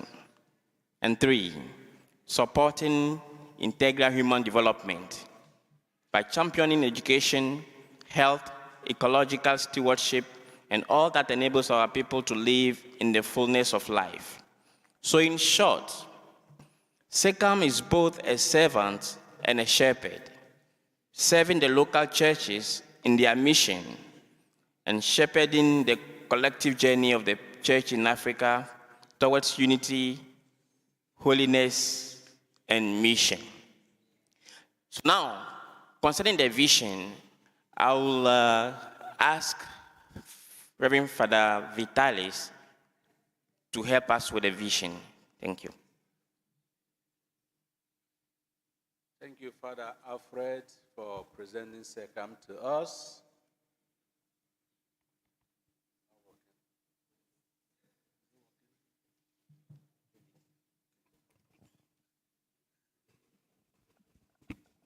Thank you, Father Alfred, for presenting SECAM to us.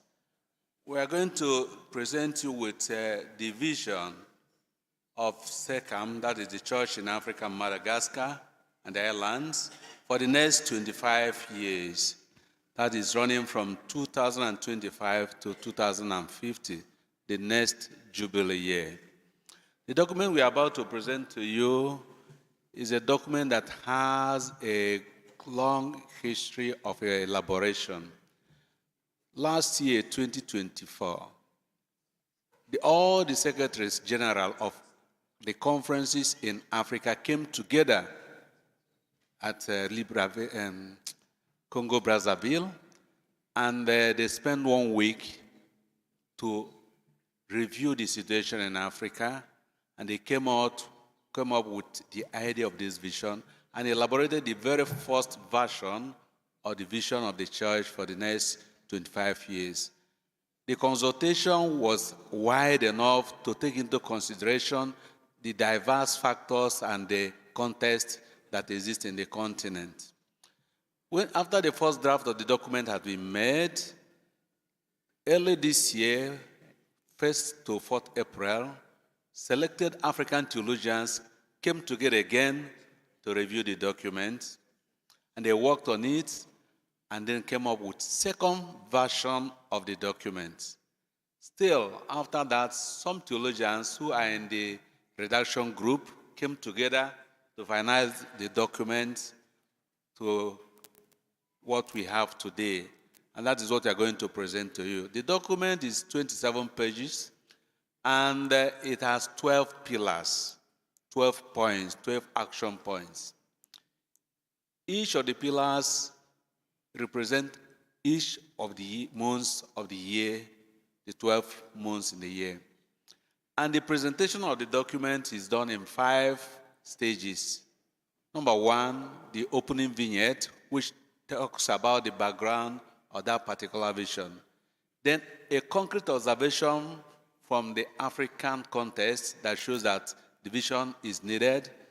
Then thirdly, the vision statement. Fourthly, the concrete ways of realizing the vision. And finally, a success story to show that the vision is not an utopia, but something that is realizable. So I invite you now to watch the multimedia presentation of the vision. Please, the technicians, please Can you project the multimedia video?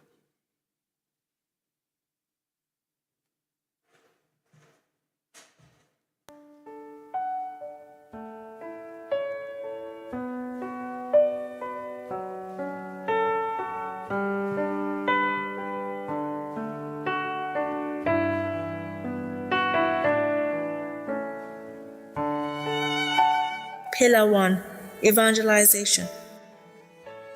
Go therefore and make disciples of all nations. We envision to build a synodal church in Africa modeled on the family, promoting shared responsibility, dialogue, mutual respect, and servant leadership, where every member, clergy, religious, and laity is a co-responsible agent of the Church's life and mission, rooted in gospel values and African communal wisdom. How do we realize the vision? Proclaim the gospel explicitly and implicitly. Rethink faith formation and initiation. Deep evangelization that transforms cultures. Promote witness of life and a sense of belonging. Promote belonging to the family of God. Strengthen family and domestic church ministries. Foster meaningful, participatory liturgies. Pillar 2, a self-reliant church. We envision to become a self-reliant church in Africa, rooted in the gospel, animated by responsible stewardship, capable of sustaining pastoral, educational, and social missions through local commitment, entrepreneurship, and transparent resource management.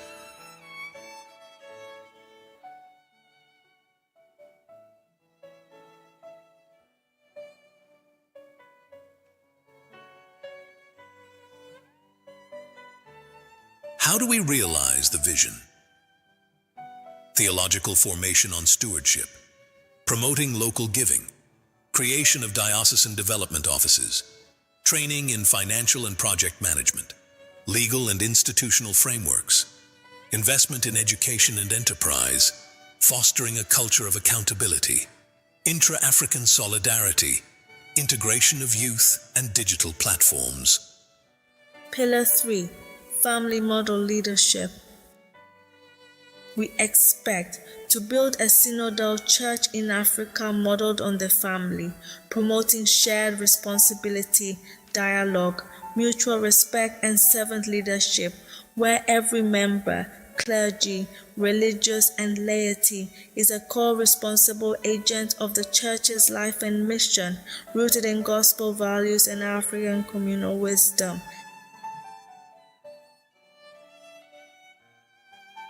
How do we realize this? Synodal governance, leadership formation, empowerment of laity, women, and youth, dialogue-oriented leadership, family-inspired pastoral strategies, accountability and transparency, model leadership on Christ's example. Pillar 4, formation on missionary discipleship and synodality. We have to be a missionary church that gives witness to human solidarity, where everyone counts, is listened to, and contributes to the life and mission of the church. How do we achieve the vision? Listen to creation, ongoing formation on baptismal dignity, revision of catechesis and Catholic education, update the formation program for priests and religious, Africanize Christianity, Christianize African culture, recognize African theological contributions. Pillar 5, care of creation.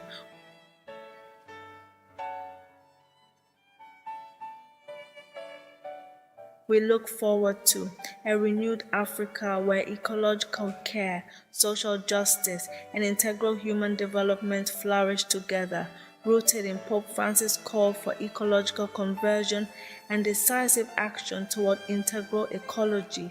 Laudato Si 161. How do we arrive at this? Integrate care for creation into all church pastoral and evangelizing efforts. Establish diocesan and congregational offices for ecological care, working with development, justice, and peace commissions. Promote Laudato Si and Laudate Deum through seminary formation and church education programs. Encourage priests and lay leaders to preach about care for creation. Promote regenerative agriculture with minimal chemical inputs to restore soil health and sustainable food systems. Foster ecological conversion through gratitude, generosity, and care for creation. Laudato Si 220. Celebrate September as the season of creation, with liturgies, catechesis, tree planting, environmental cleanups, and community sensitization, drawing on both church teaching and African eco-spiritual traditions. Pillar 6. Youth and the renewal of the church. We want a vibrant church where young people from rural and urban areas find space to grow, serve, and positively influence society, accompanied by committed mentors.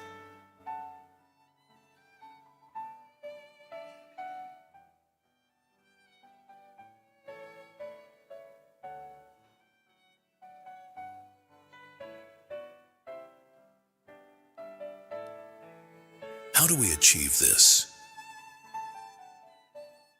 Empower youth for church renewal, adult support and mentorship, strengthen youth social engagement, embrace digital tools for evangelization, root the church in African culture, promote vocations and lay leadership, safeguarding youth. Pillar 7. Justice, peace, and integral development. The Church in Africa commits to being a church family of God, messenger of peace, Ephesians 6:15, engage in reconciliation, 2 Corinthians 5:18, and mediator in social conflicts, proclaiming prophetic truth regarding political and social injustices, promoting justice, equitable sharing, and transparent management of resources to foster life in abundance, John 10:10, advancing authentic integral human development. How do we realize the vision? Strengthen education for justice, peace, and social cohesion in Catholic schools, seminaries, universities, and through justice and peace commissions. Renew the prophetic role of bishops' pastoral letters at national, regional, and continental levels to denounce injustices and awaken consciences. Revitalize Catholic action movements to promote peace and integrate Christian values into political, economic, and social decision-making structures. Establish ministries of conciliation and forgiveness within dioceses led by small Christian communities to promote reconciliation through witness and example. Enhance church-based development projects focused on reconstruction, community reconciliation, and socio-economic recovery in conflict zones, with women prioritized as key actors of development. Support reintegration programs for former combatants and victims of violence, promoting agriculture, local industries, and rural development. Prioritize projects based on South-South cooperation and shared development funds. Address forced migration by implementing social policies that uplift marginalized communities, the breeding grounds of violence and injustice. Pope Francis's invitation to reach the peripheries challenges the Church to bring hope to neglected regions. Live effective solidarity by supporting suffering local churches. Ensure the wide dissemination and local reception of bishops' pastoral letters, especially during elections, through church movements, universities, workshops, and community programs. Make CCAM's key documents on justice, peace, and development available to Catholic universities and formation centers. Pillar 8. Ecumenism and interreligious dialogue.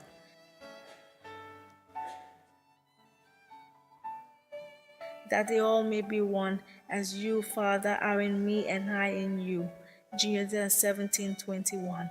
In the spirit of synodality, the Church in Africa is called to reduce religious bureaucracy and foster human-centered relationships. Be open to other religions. With humility and confidence, harness shared values to promote solidarity, tolerance, and peaceful coexistence. How do we realize the vision? Strengthen collaboration between Protestant and Catholic theological institutions, inspired by the Dombes Group experience. Create inclusive ecumenical and interreligious structures at all levels, recognizing the Church's respect for all that is true and holy in other religions, Nostra Aetate.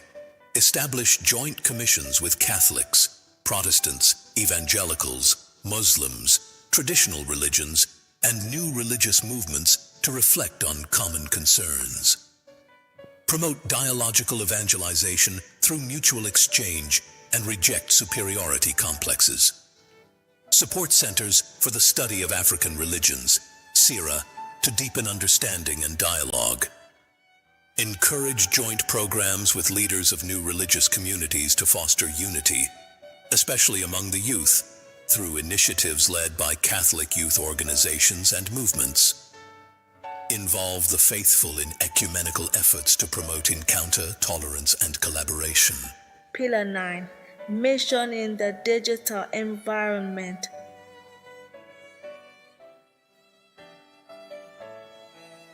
We want to be a church family of God that promotes the gospel of Jesus Christ in Africa for an abundant life, assuming the values of our cultures and integrating the contributions of digital technology. How do we realize the vision?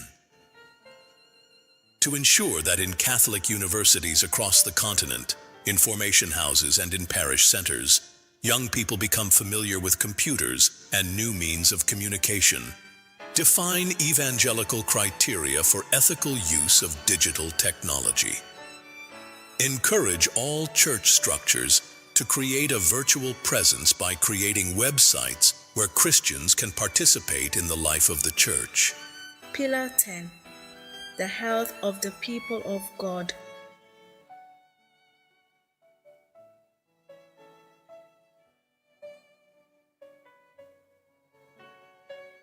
To proclaim the gospel of healing through accessible, affordable, and quality health care that integrates physical, mental, spiritual, and environmental well-being, inspired by Christ who healed every infirmity. Matthew 10:1. The Church commits to promoting holistic health and fighting health inequity across Africa. How do we realize the vision? Primary healthcare priority, health promotion, educate on holistic well-being, inclusion, uphold the dignity of the sick, disabled, and mentally ill, defending life, ensure church-run health centers follow Catholic ethics, pastoral training, equip pastoral agents to address trauma and avoid spiritual exploitation, environmental health, engage parishes in practical ecological projects inspired by Laudato Si. Collaboration, partner with governments and NGOs to enhance healthcare delivery. Traditional medicine, support ethical research on African traditional medicine with theological oversight. Church-based insurance, develop diocesan or parish-level health insurance schemes. Cultural reform, combat harmful practices that endanger health. Infrastructure, establish parish-based health committees and centers for mental health, addiction support, and trauma care. Pillar 11. Liturgical life of the Church in Africa. We want to have an authentic liturgical life in Africa, which assumes the double rituality of our faithful and communities by considering our aspirations and cultural values. A liturgical life capable in the dynamic of synodality of listening deeply to African traditions, of purifying them in the light of the gospel for greater authentic participation. How do we realize the vision? Deepen knowledge of traditional cultural practices long neglected or even uprooted by early missionary evangelism. Bring liturgical specialists together in a synodal spirit to establish rituals that integrate our values into the celebration of the stages of human life, funerals, widowhoods, etc. Rethinking the architecture of our churches that promotes communion and participation of all God's people. Diversify the liturgical actors by opening the lectorate and acolyte to women where their integration is not yet effective.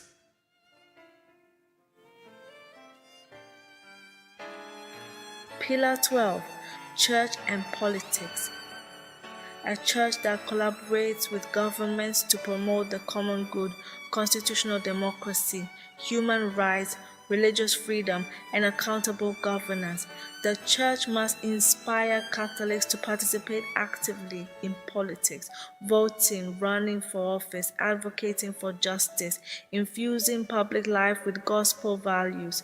The church cannot and must not take upon herself the political battle to bring about the most just society possible, yet she cannot and must not remain on the sidelines in the fight for justice. Deus Caritas Est, number 28.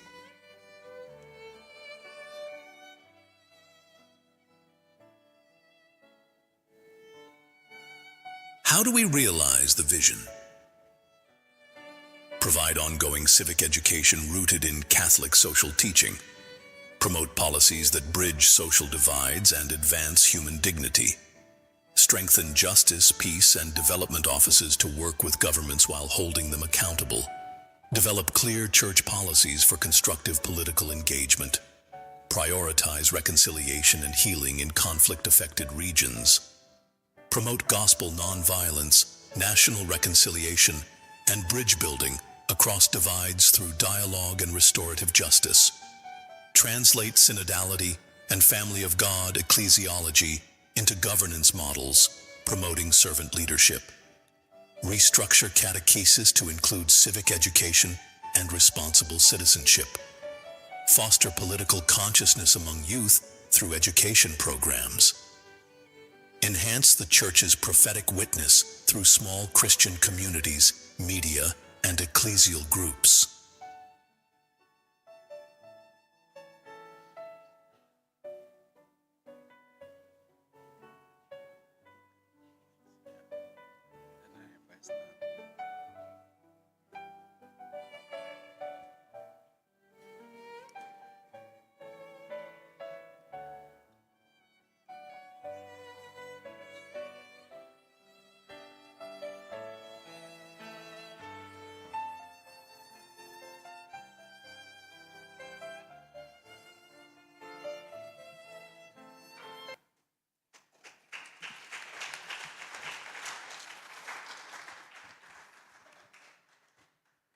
So my dear brothers and sisters, as you can see, what you have just presented is not just ideas, it's not just a document, it is a roadmap that needs to be walked.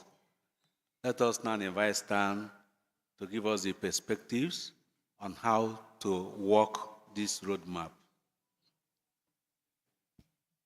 Yeah, thank you, Vitalis, and thank you, brothers and sisters.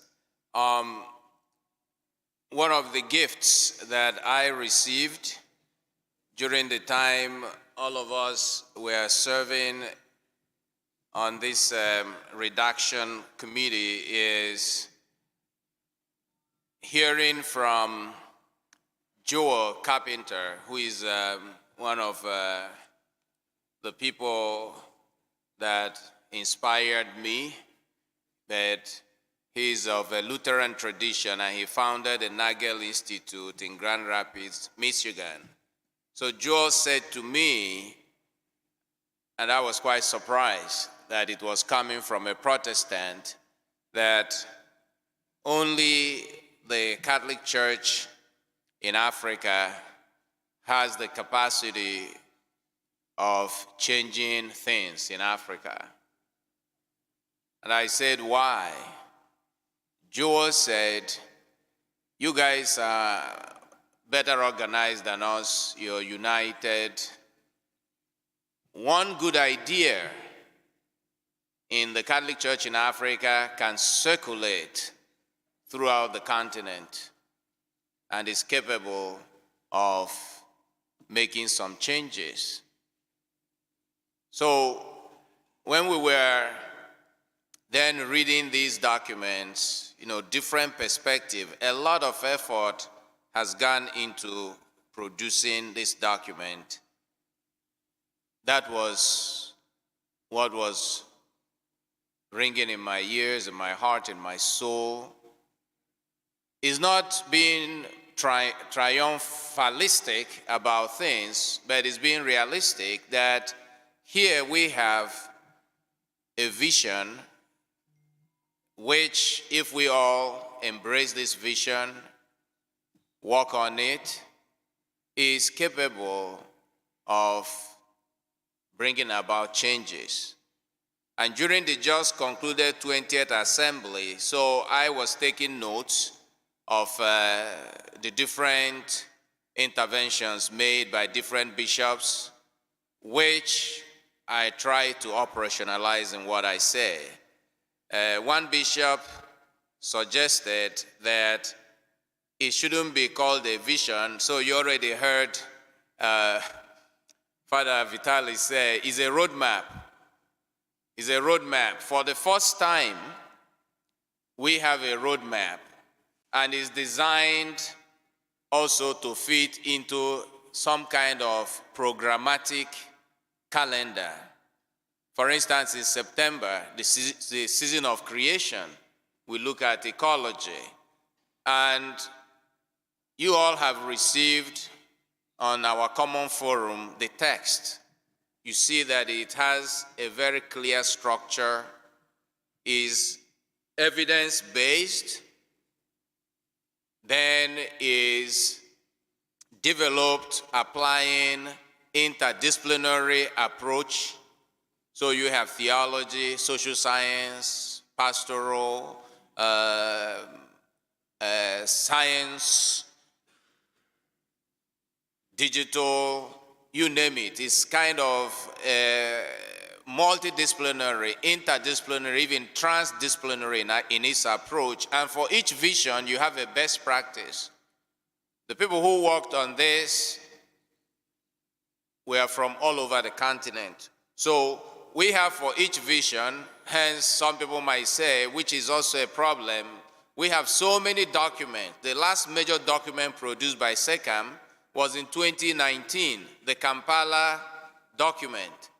If I ask some of us here, African scholars and pastoral agents, how many of you have read the Kampala document? I don't want to embarrass anyone here, so I'm not going to say raise up your hand, but we don't want this document to go that route. That's why each vision is tied to a month that reflects the calendar of the church or the cultural calendar of the continent. So implementation begins by, first of all, reading the document and praying over the document that God can help each of us to embrace this vision. Then the second was what? So a bishop says is a roadmap for us bishops. The second point a bishop said, and Father Alfred was very careful throughout the process to remind us, SECAM is not imposing a document on the whole of Africa. No one can do that. Like a cardinal told me in Rome when I was making a suggestion to him about something. He said, I am not the superintendent of bishops. Every bishop is in charge of his own diocese. So the bishops emphasized that we act locally. Local organizations, dioceses, parish organizations, so that it is not some kind of this monstrous architecture that you have to fit into, but it gives you some ideas. It spurs you to action. It shows you best practices. It also challenges each person to see what other people are doing. When SECAM was founded in 1969, the first address that the first president of SECAM, Cardinal Zungrana, gave, he said that the reason SECAM came into existence is that many times, many Africans feel alone because Africa is a large place. You're a parish priest, you're a woman leader, and where you are, you think you're alone. But when you see that other people are thinking the same thing, working towards the same objective, now you know you can get some help. So the need to act locally. Then the third point is this is meant to have a cascading and contagious effect. That's what it's meant to be. Some kind of an effect that you see some light, like the light, the burning bush. Is that kind of idea. Then finally, there is the need to develop, as one bishop also noted, that we must have some measures, some measurable frameworks to monitor performance. And in that sense, the hope we have in PACTPAN is to develop a logic model of input, activities, outputs, and outcomes. This logic model will include what are the kinds of things we have to do, like training sessions. We need to train people to understand the vision. We need community events around the vision. We need to develop prayers and songs around the vision. And we need to keep on. A bishop said, oh, in the next 25 years, things would have changed. In many things change. You know, it's a very fast evolving world. Hence the need for scholars, theologians, pastoral agents to keep updating the vision. So especially the first part, the evidence-based part, where we have used a lot of evidence in order to demonstrate the necessity of the vision. Because finally, as they say, what gets measured gets done. So this document will have some measures framed into certain expected outcomes. And then the final point is in the implementation, everyone here should know you have the support you need. You can call SECAM and you'll be given the support. But the next step is the monthly webinars that we are starting in September with a webinar on the season of creation. So we are also open to other suggestions on how we can implement. There is no hard and fast rule about implementation. The most important thing is local agency. Thank you very much.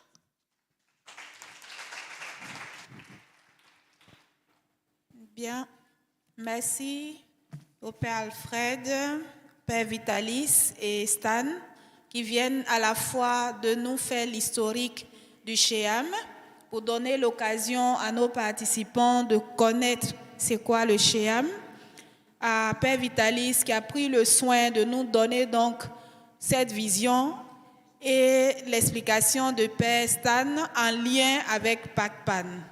Maintenant, nous allons passer la parole à Monseigneur Moubé pour sa contribution. Non? C'est d'abord c'est la liste qu'on m'a donnée ici. Bon, donc d'abord le Père Thomas. Vous avez la parole. Merci.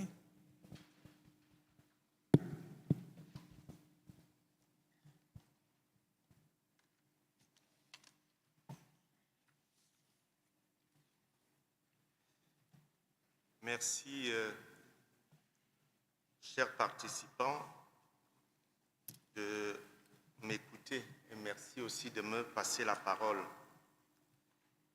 en me projetant dans la vision 2050 de l'Église famille de Dieu en Afrique, je me suis proposé de réfléchir sur les enjeux et les défis de l'éducation en milieu universitaire, puisque je suis formateur à l'université et recteur d'une institution universitaire. Réfléchir sur l'avenir de l'Église famille de Dieu en Afrique, vision 2050, oblige une certaine méthodologie que nous inspire cette sagesse traditionnelle africaine. En effet, selon un proverbe de notre culture, l'arbre qui ambitionne de s'élancer en hauteur à la conquête du soleil doit enfoncer plus en profondeur ses racines dans le sol. Cette expérience empirique de l'arbre établit un lien fondamental entre croissance en hauteur et enracinement dans sa culture, son histoire et son terroir. Sans être exclusif, ce lien permet de savoir faire mémoire afin de mieux se projeter dans l'avenir. Dans le cas de l'Église qui réfléchit sur son avenir dans l'horizon 2050, cet exemple nous suggère une triple démarche. Entreprendre premièrement une relecture de notre histoire avec les yeux de la foi, c'est-à-dire à partir d'une herméneutique théologique réaliste qui sait écouter le cri de l'homme africain pour mieux se mettre à l'écoute de Dieu. Il est ici question de mettre en évidence les forces et les faiblesses de la première évangélisation pour mieux se projeter dans l'avenir. Le deuxième point méthodologique, c'est examiner le présent en conjuguant la lumière de la foi avec les multiples atouts des sciences humaines dans les divers secteurs des sciences sociales, religieuses, juridiques et politiques. Et le troisième moment, se projeter dans l'avenir en tenant compte des défis et des challenges d'aujourd'hui. Pour ne pas tout embrasser, je voudrais réfléchir de manière particulière sur deux principaux devoirs qui incombent à toute famille, si l'on considère la famille au sens basique anthropologique.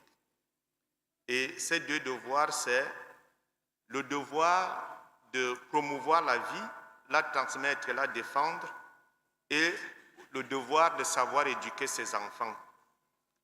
Et je vais beaucoup plus parler les quelques minutes que j'ai sur le devoir d'éducation. Ce choix se justifie à partir de l'option initiale de l'évangélisation impulsée par les premiers missionnaires. Dans mon pays, la première évangélisation avait été assumée par les missionnaires palotins qui étaient venus de Limbourg. Et les pères missionnaires qui établissaient la mission Schule avaient dit « Wer die Schule hat, hat die Zukunft », c'est-à-dire « celui qui a l'école, c'est celui-là qui a l'avenir ». La question fondamentale serait donc la suivante. Comment l'Église famille de Dieu en Afrique entend-elle s'organiser pour mieux assumer son rôle de communauté éducative en ce moment historique où les institutions traditionnelles qui assuraient l'éducation de nos enfants ont commencé à démissionner de leur mission? Je pense à de nombreux enfants qui subissent le drame des parents absents. Maurice Laetitia parle des familles qui sont devenues des espèces d'aéroports où les différents membres se croisent mais sans se rencontrer pour vivre quelques instants ensemble. On a ainsi perdu le sens de la communauté si chère à l'Afrique et de la vie commune en famille. Je pense aussi à l'État qui a laissé aux écoles la charge de l'éducation de nos enfants. Mais que constate-t-on quand on scrute le cursus scolaire ou académique proposé par ces écoles et ces institutions universitaires? On note tout d'abord la grande priorité donnée à l'acquisition des connaissances ou des compétences, mais sans se soucier de l'éducation morale, encore moins de l'éducation religieuse de nos enfants. Comment donc ne pas s'interroger sur l'avenir de cette jeunesse qui constitue par ailleurs la pointe de lance de nos nations? Notre plaidoyer va donc en direction des écoles et universités catholiques que l'Église Famille de Dieu en Afrique doit promouvoir. Car, à l'exemple de toute famille, la survie et l'avenir de l'Église seront à l'image de ce que nous aurions fait de notre jeunesse. Il convient pour cela de prendre en compte un certain nombre de défis au moment où l'on entend se projeter dans la vision 2050. Premier défi, le défi d'une intrusion progressive d'une mentalité hédoniste. En effet, nos jeunes sont en quête d'un plaisir matériel et immédiat, et cela sans effort. D'où la grande facilité avec laquelle ils se livrent à la drogue et aux stupéfiants qui les plongent dans l'illusion d'une vie bonne. Le deuxième défi à prendre très au sérieux, c'est le défi de la sécularisation. Ce défi fait ses petits pas en milieu universitaire. On constate un certain désintérêt des mouvements d'action catholique. Même la fréquentation des sacrements et notamment la messe dominicale n'est plus une priorité dans la plupart de nos campus. Cette sécularisation est aussi adoubée par une présence peu significative des aumôniers bien formés en milieu universitaire. Et ce phénomène est très important. Je vous renvoie à un ouvrage fondamental publié par le théologien dominicain camerounais, le père Éloi Messi Metoro, en 1997. Le titre était « Dieu peut-il mourir en Afrique ?» Est-ce que Dieu peut mourir en Afrique? Et là, il a tiré déjà notre attention pour qu'on commence à penser que même si Dieu ne meurt pas comme tel, les institutions et ceux qui sont censés porter le Dieu vivant sont en train de démissionner ou de mourir. Soulignons en passant que dans beaucoup de pays, l'Église est presque absente dans les universités d'État qui détiennent malheureusement le plus grand nombre de nos enfants. Le dernier défi, il convient d'évoquer également un nouveau défi, celui des fameuses idéologies afrocentriques, où l'on relève la philosophie presque anti-chrétienne d'un certain mouvement kémitique. C'est un courant qui prend le retour à l'Égypte ancienne et qui le fait en contraposition avec le christianisme, d'ailleurs accusé d'aliénation ou d'usurpation. Que faire donc pour sortir de cette situation? Je propose quelques perspectives pour une meilleure prise en compte de la formation en milieu universitaire. Premièrement, il faut faire de l'éducation chrétienne et l'éducation de la jeunesse africaine une grande priorité dans tous les programmes de l'évangélisation. Il faut pour cela intensifier la pastorale juvénile en tenant compte des dérives historiques de l'aliénation dont elle a été victime et considérant aujourd'hui les multiples frustrations qui l'accablent. Deuxièmement, prendre en compte les enjeux de la mondialisation et l'impact de la globalisation sur nos enfants. Je vais vous raconter, si j'ai une minute, une petite histoire où les parents, quand j'étais recteur au petit séminaire, les enfants avaient un comportement bizarre et faisaient des choses presque abominables. Et quand on a appelé les parents pour leur dire ce que font les parents ont dit que non, nos enfants sont bien éduqués, ils ne peuvent pas faire des choses comme ça. Et quand on a demandé aux enfants où est-ce qu'ils ont appris à faire ça, les enfants ont dit que la nuit, ils ont toujours le téléphone sous leur couverture et c'est là qu'ils apprennent ces choses.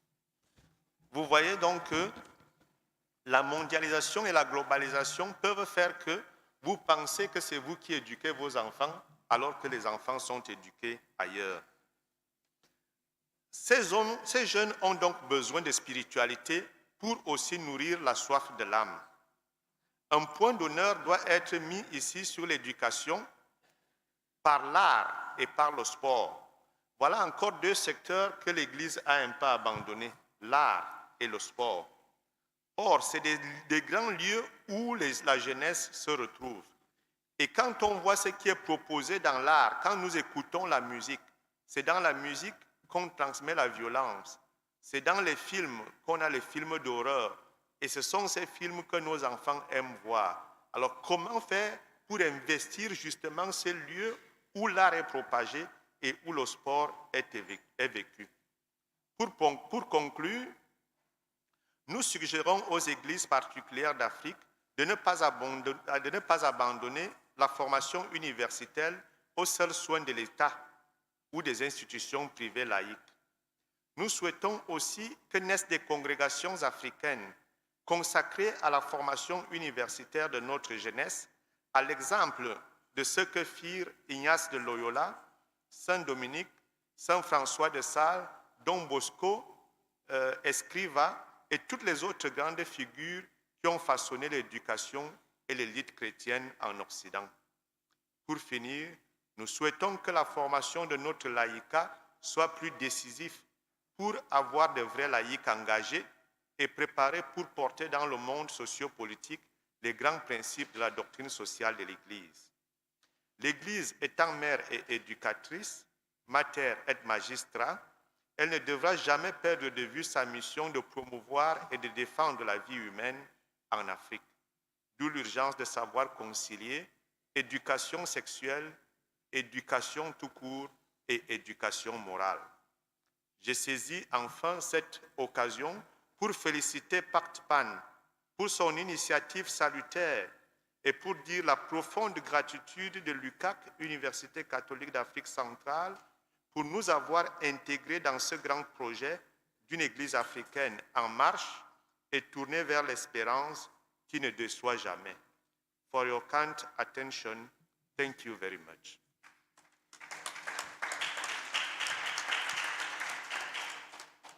Ok.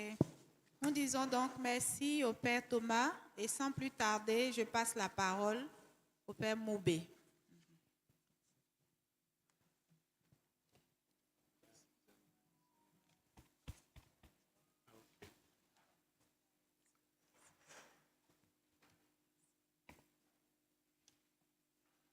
Voilà, merci ma sœur. Merci de me passer la parole après ces différentes interventions que nous venons de suivre. Je voudrais, à la suite du Père Thomas, féliciter l'initiative du PACTPAN. Nous sommes tous témoins de la richesse des échanges que nous avons eus ici et des expériences qui ont été partagées. Notre souhait, c'est que ce projet, il reste un projet. En 3 ans, on n'est pas dans son envol. Voilà, c'est un projet. Notre souhait, c'est que PACTPAN, cette organisation, avance en raffinant davantage ses manières d'opérer et s'ajuste davantage sur ce que nous avons suivi tout à l'heure, à savoir la vision que nos évêques donnent pour les 25 années prochaines en Afrique. Nous pouvons constater de nous-mêmes que ce que nous avons fait ici s'inscrit déjà dans cette vision-là. Je prends la parole ici comme premier adjoint au secrétaire général du CHEAM, chargé de l'évangélisation. Et donc, c'est à ce titre-là que nous sommes là. Je découvre le PACTPAN. Je suis au CHEAM depuis 1 mois seulement. Et donc, je suis encore à l'école de ce qui se fait au CHEAM. Et notre rencontre ici m'a donné l'occasion de faire la connaissance du PACTPAN. Et mon souhait, c'est que nous puissions travailler ensemble et que nous puissions suffisamment raccorder nos violons et, n'est-ce pas, on peut dire chanter la même chanson et avancer. Je voudrais revenir, vous allez me le permettre, sur certaines choses qui ont été déjà dites certainement, justement dans ce domaine, enfin le domaine de responsabilité qui m'a été confié au CHEAM. Nous l'avons entendu d'ailleurs, l'Église d'Afrique dans les interventions ici, l'Église d'Afrique est au seuil et à un seuil historique important et le continent est confronté à des réalités urgentes.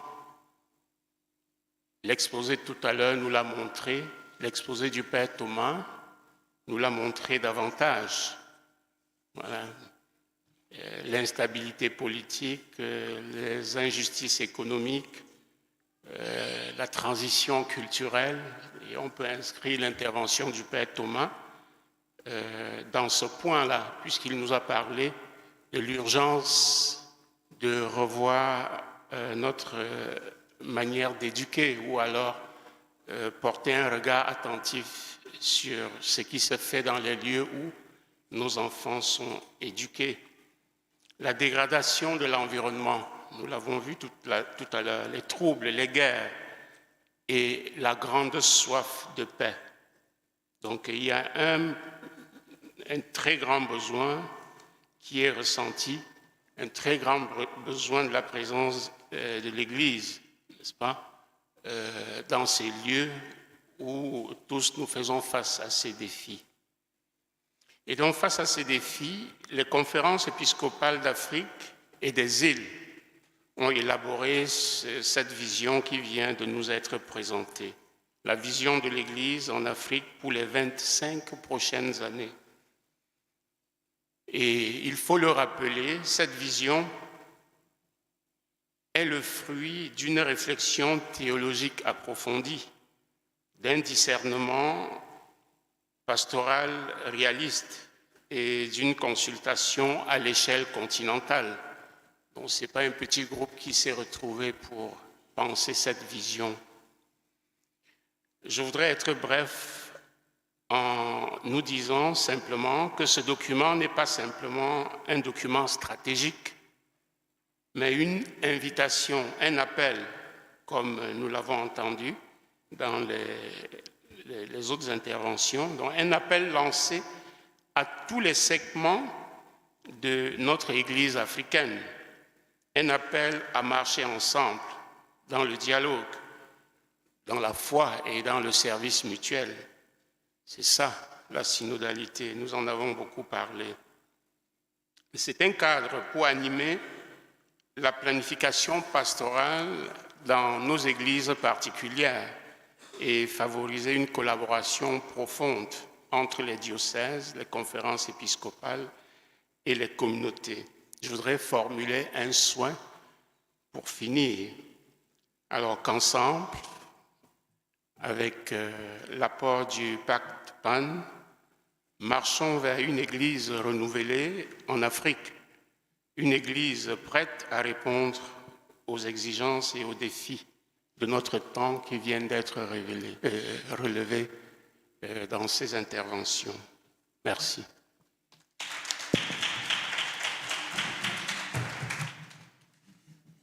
Alors, merci Père Moubé. Pour cette séance, je pense que nous allons revenir à la méthode de la palabre. Donc déjà, je tiens à vous demander d'applaudir nos 5 intervenants. C'est timide. C'est timide. Il y en a qui n'applaudissent pas.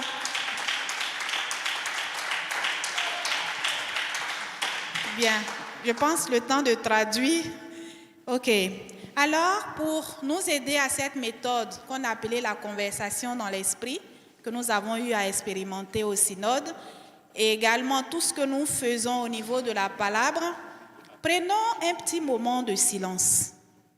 Un petit moment de silence pour réentendre tout ce qui a été partagé jusqu'à maintenant. Comment cela a fait écho en nous? Qu'est-ce que ça rejoint en nous? Qu'est-ce que cette vision, et avec ces 12 piliers présentés, vient bousculer en nous? Quelle interprétation nous pouvons faire? Donc, prenons un petit moment et après, je vous donnerai la parole. Merci.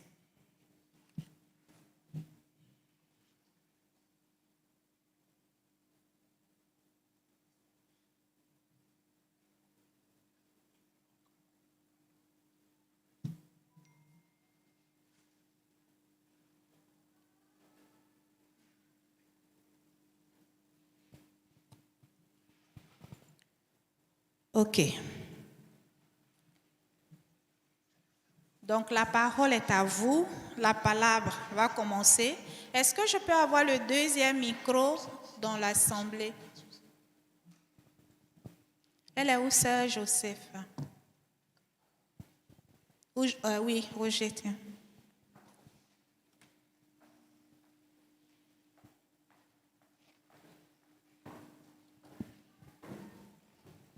Bien. Levez bien la main. En fonction de ça, je vais voir par qui je commence. OK. Ici, ici et là. Bien. Nous commençons ici. My name is Father Barnabas Samaela Shabanyan, the Dean of Theology in the Veritas University, Abuja. Honestly, I am very, very impressed, and I thank you for this beautiful presentation. What I will say here is this vision is very beautiful. We need the grace of God, guided by the Holy Spirit, to lead us through this path to greatness. And I'm so happy with the crop of young people we have here.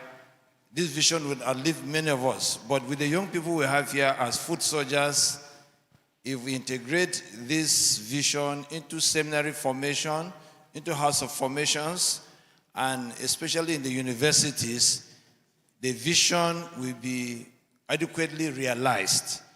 But if we leave it like the social teachings of the church, it is said these are the beautiful written documents of the church, but they are hidden.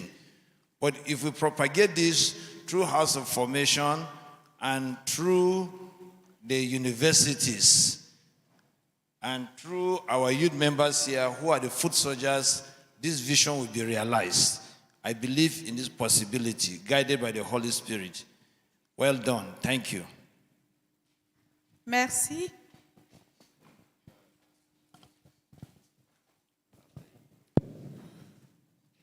Le Père Innocent Quedo, je suis doctorant ici à l'UCAO. Je voudrais dire merci à tous les intervenants de nous avoir donné une présentation suffisamment intéressante de cette vision à l'horizon 2050. J'ai une préoccupation. Alors, je voudrais savoir si cette vision 2050 a pris en compte aussi le défi du terrorisme aujourd'hui. Je me rends compte quand même que, avec les nouvelles que nous avons, que ce soit du Burkina, quelquefois aussi au Nigeria, quelquefois aussi on attend en Ouganda des chrétiens, bon, sont ceci, cela. Alors, je me suis demandé si cette projection à l'horizon 2050 a pris en compte ces défis auxquels aujourd'hui nous sommes confrontés en tant que chrétiens dans notre zone d'Afrique. Et en même temps, je voudrais aussi émettre aussi une préoccupation dans le sens de, on se réjouit que l'Afrique, on fait beaucoup pour l'évangélisation, le nombre de chrétiens, la croissance, c'est une bonne chose. Mais en même temps, quand je pose un regard rétrospectif sur l'Afrique du Nord, bien chrétienne au départ, qui aujourd'hui est ceci. Quand je pose un regard aussi sur la Turquie, aujourd'hui nous fêtons cette année les 1700 ans du Concile de Nicée. Aujourd'hui, qu'est-ce que la Turquie est devenue? Alors, je nous invite peut-être que cela a été pris en compte dans cette projection à 2050. Alors, je voudrais savoir si ça fait partie aussi des priorités. Merci. Bien, sans répondre à votre question, je sais que le pilier 10 parle de l'Église et la politique. Donc, certainement que c'est à ce niveau-là. Mais ils vont compléter tout à l'heure. Vous avez la parole. Thank you very much, the presenters. Indeed, where there is no vision, the people perish. This couldn't have come at the right time, and we really appreciate the work that you have put into this. I'd like to take up with what Father Professor Stan said. You know, it is not for the lack of things that we are doing.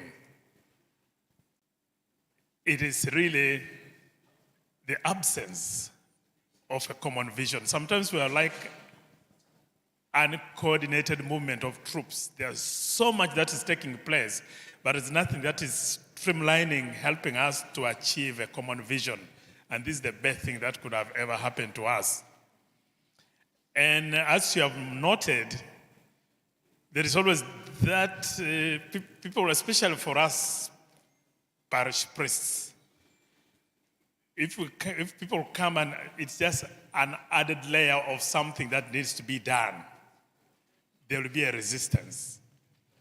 Now, as this is being implemented, it will be very important, I think, following with what one of the priests there said, how do we streamline this into every facet and practice of the pastoral work that is going on? To look, as you're going from Episcopal conference to Episcopal conference and to dioceses and to parishes, what is the praxis? What is being done? And how can we tie this into the vision that we are having so that we can identify already what is taking place, strengthen it, and tie it into this vision so that people really feel that they are part of this process in the achievement of this common vision. Good job, guys. Thank you. Merci, merci, Père.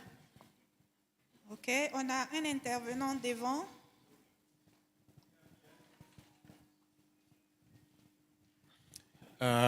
Thank you, Father Mtini Moyo from Zimbabwe. Start by also acknowledging the good work that has been done.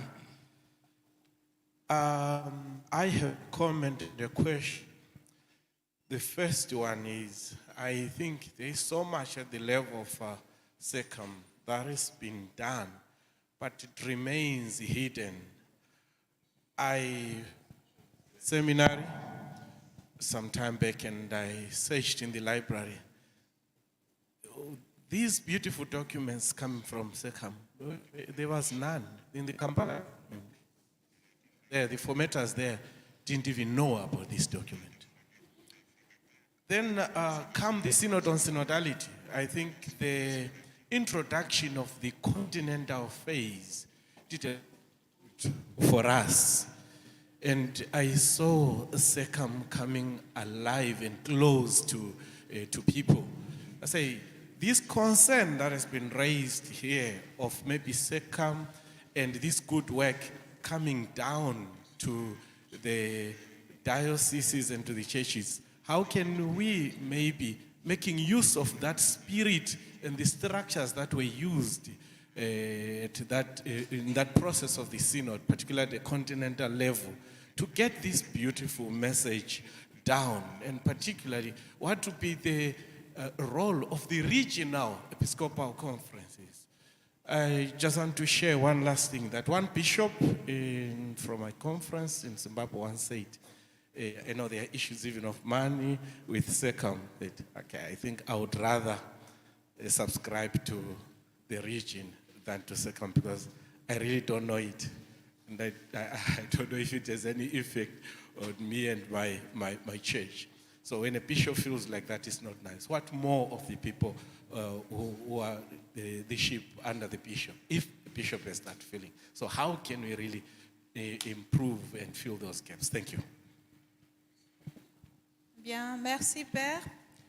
Étant moi-même membre de la commission théologique du UCAO et avec le Père Alfred au niveau de la documentation, je crois que vous serez davantage rassurés que des choses sont faites pour vous aider à avoir accès à la documentation. Voilà. Yes. Parce qu'au niveau de l'Amérique latine, par exemple, vous voyez, quand ils parlent de leur église, on va citer Puebla, on va citer Medellín. Et nous, au niveau de l'Afrique, quels sont les documents que nous avons, que nous citons, même dans nos cours à l'université? C'est le cas, par exemple, de Kampala, du document de Kampala. Yes. Merci. Oui. Good afternoon, everyone. My name is Father Clement Majawa from Catholic University of Eastern Africa. I begin by congratulating that panel for that inspirational and then again down-to-earth contribution of what you have said, especially, that vision for the African continent. As I was looking at what, the chair was saying, those 12 pillars I think are very, very important, rooted again in the scriptures, but especially the renewal of where we want to go. Because I look at SECAM, and then again of what PACTPAN is, to be a theological arm of SECAM. Just as like, for example, I give the example of Catholic University of Eastern Africa. It is again the theological arm of AMESEA, that is Association of Member Episcopal Conferences of Eastern Africa. So what happens there, because you can always learn something positive again from there, that when they meet, these are the bishops of AMESEA, after every 2 years or 3 years, then they come up with the conclusions, and again they mandate the Faculty of Theology of Choir to address each and every of the conclusions they come up with. And I think there we can also learn something positive, when we have got to streamline, these vision which have been put here. There are 14, 12 aspects, meaning that, this now board of PACTPAN at least can try again to analyze each of, do research, and again make recommendations for the SECAM. So it will be my suggestion that maybe we ourselves would commit ourselves, that especially the Catholic universities or the other research centers, in this area, to take each, how can we prioritize them? We begin with what? And then maybe we give out our time frame. We are going to implement it, let's say, in maybe 5 years. When you're going to review, how are you going to take it? And I was interested, especially with this pillar number 9, City 10, about health of the people. Health is very, very important, especially today, when we are bombarded by so many ideas, especially in the WhatsApp, and again, all the other gadgets. People at all scales, the youth, the elderly, are being pressurized and said, my God, where are we? And that's why many, even within the church, are spiritually burnt out. Psychosomatic, challenges and problems. But again, sometimes we take it literally. Superficially. This area, for example, we have a course which we teach that is borderline between Christianity and witchcraft. People always throw it away, that has nothing. But it needs, again, a serious level, a serious study, a serious research, in this area. So my point is, finally, is that we, as PACTPAN, should really commit to streamline and find a way of implementing, this issue. Otherwise, again, we shall be coming back, let's say, to square one. After 5 years, when we try and want to analyze and review this issue. How have we implemented it? We may find ourselves again in difficulties or challenges. So it's just a suggestion that surely we also, as the Catholic universities in this, on the SECAM, should commit ourselves to help in streamlining and doing research, writing on each of these, 10 positional themes, to be discussed. Thank you. Merci. Thank you, Father. Thank you very much for the beautiful vision 2050. It is indeed a very beautiful vision that I would like to applaud. I have 2 comments. The first one, I'm confused. Are they 10 pillars or 12 pillars? The document, but a video, and the video gave 10 only. 12, okay. Okay, my confusion is clarified. Thank you. But the more serious comment I want to make is I have fundamental problem with the pillar number 2, the language of self-reliant, that we have to be a self-reliant church. I don't like the language of self-reliance. I don't know where we are getting that language. There's no biblical foundation for it. There's no theological foundation for it. We are talking about the family of God. In the family, who is self-reliant in the family? The father, the mother, the children. If the church is a communion, if the church is the body of Christ that has many parts, the eye cannot say to the ear, I am self-reliant. You be the... I feel there is a language that is being imposed on the poor churches, the churches of Africa and others, to be self-reliant, which is a misleading and actually ideologically confusing notion. If we are the church of the sheaves, we are talking about sharing gifts. Let's not feel that we have to be self-reliant. It is putting us in a wrong position. Of course, we have to be fiduciarily responsible. We have to do stewardship. But this language of self-reliant, I think, is pushing us in a kind of very ideologically misleading and theologically unfounded position. And I feel that we are incorporating this language without any serious reflection around it. Thank you. Merci. Pour garder notre méthodologie de la palabre, nous prenons encore un petit moment de silence.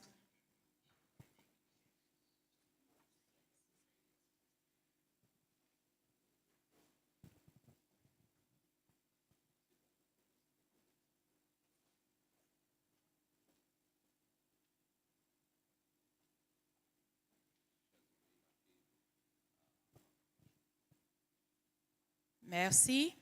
Le silence nous permet d'intégrer ce que les autres ont dit. Dans la palabre, nous avons besoin d'une conversion dans la manière de nous écouter. Merci.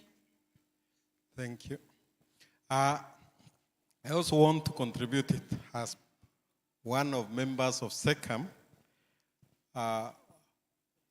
One, to respond even to what Professor Katongole has mentioned, that the church being self-reliant is not a new terminology that SECAM used. This actually was adopted way back in 1961 by the Messiah bishops. They came out with 3 thematic areas: a church which is self-ministering, to say that the African church needs to have enough of its ministers. Self-reliance is that the church also needs to sustain its ministers, and so to say that once our own Christians have also ways of supporting the church or even supporting their families, equally they can also support the church. The other one is also on self-ministering, which was a very rich document from a Messiah, way back 1961 when it was born. My only concern is around the implementation of these pillars. I've seen every pillar tagged to a month, a particular month.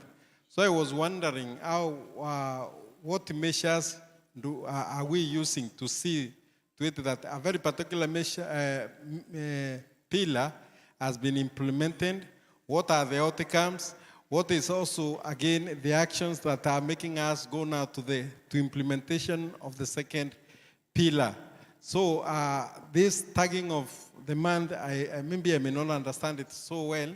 Possibly you can make it clear to us. Thank you. Merci. Thank you very much for the sharings we've had and the presentation so far. Mine is on pillar number 10, about the health of the people of God. The highlighted points of action include defending life from conception to natural death. I am worried about matters of bioethics, how technology is affecting our life, how it is ever advancing, and there are ethical challenges surrounding us everywhere. I feel there is need to reinforce bioethics education right away from the seminaries, and also having informative sessions to the clergy and religious and Catholic laity, not only focusing on what the Catholic Church stand is on matters bioethics, but also making them aware of what are the other secular arguments about these bioethical challenges so that they can see how to address them, particularly when it comes to healthcare matters in the hospitals run by the Catholic Church, where there are nurses and they face the challenges of advocating for services and other issues regarding life, beginning of life, and end of life. Thank you very much. Bien. Est-ce que nous avons encore quelques intervenants dans l'Assemblée? Bien. Alors, nous allons redonner la parole à nos panélistes. L'idée, c'est, après avoir écouté, puisque c'est cela la palabra, après avoir écouté ce que votre parole a provoqué dans le cœur, dans l'esprit des participants, quelle résonance de votre côté à leur égard? Merci. Voilà, je voudrais, avant que les autres ne réagissent par rapport à d'autres questions, répondre à la préoccupation au sujet du terrorisme. Voilà, je vais partir de l'exposé du Père Thomas, pour dire simplement que la question du terrorisme est une question liée à l'éducation. Donc, ce qu'il a évoqué, le contenu de son exposé, nous donne de suffisamment réfléchir sur ces aspects-là. Parce que le terrorisme prolifère sur l'ignorance, la non-connaissance de l'autre, la non-reconnaissance des valeurs de l'autre. Et ce n'est pas seulement en Afrique qu'il faut parler du terrorisme aujourd'hui. Nous avons vu comment le terrorisme a frappé les États-Unis en plein cœur, avec les 2 tours jumelles à New York. Nous avons vu comment en France, le terrorisme a frappé. Nous nous souvenons de ce qui est arrivé au supermarché Cachin ou à cette agence de presse-là, voilà. Au Bataclan, pendant un concert, ou Charlie Hebdo.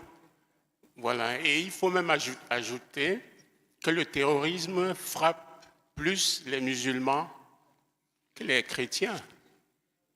Ah oui, donc tous nous sommes concernés par le terrorisme. C'est vrai que c'est en train d'entrer en Afrique ou de se développer en Afrique et ça devient vraiment un problème préoccupant. Mais c'est une question d'évangélisation. L'évangélisation intègre aussi la connaissance de l'autre. Voilà pourquoi l'Église est engagée dans l'œcuménisme et le dialogue interreligieux.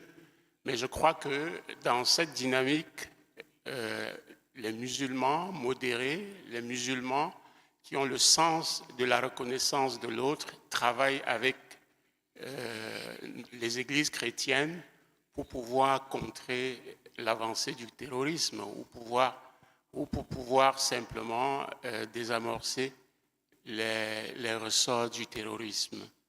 Donc c'est pleinement intégré dans la vision. Ça a été d'ailleurs présenté. Merci. Merci, Père Maubé. Père Thomas.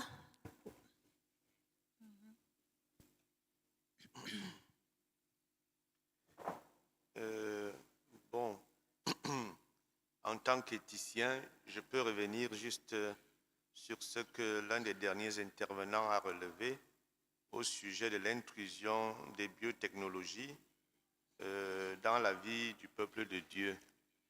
Mais d'une manière globale, je voudrais relever que le défi de l'éducation aujourd'hui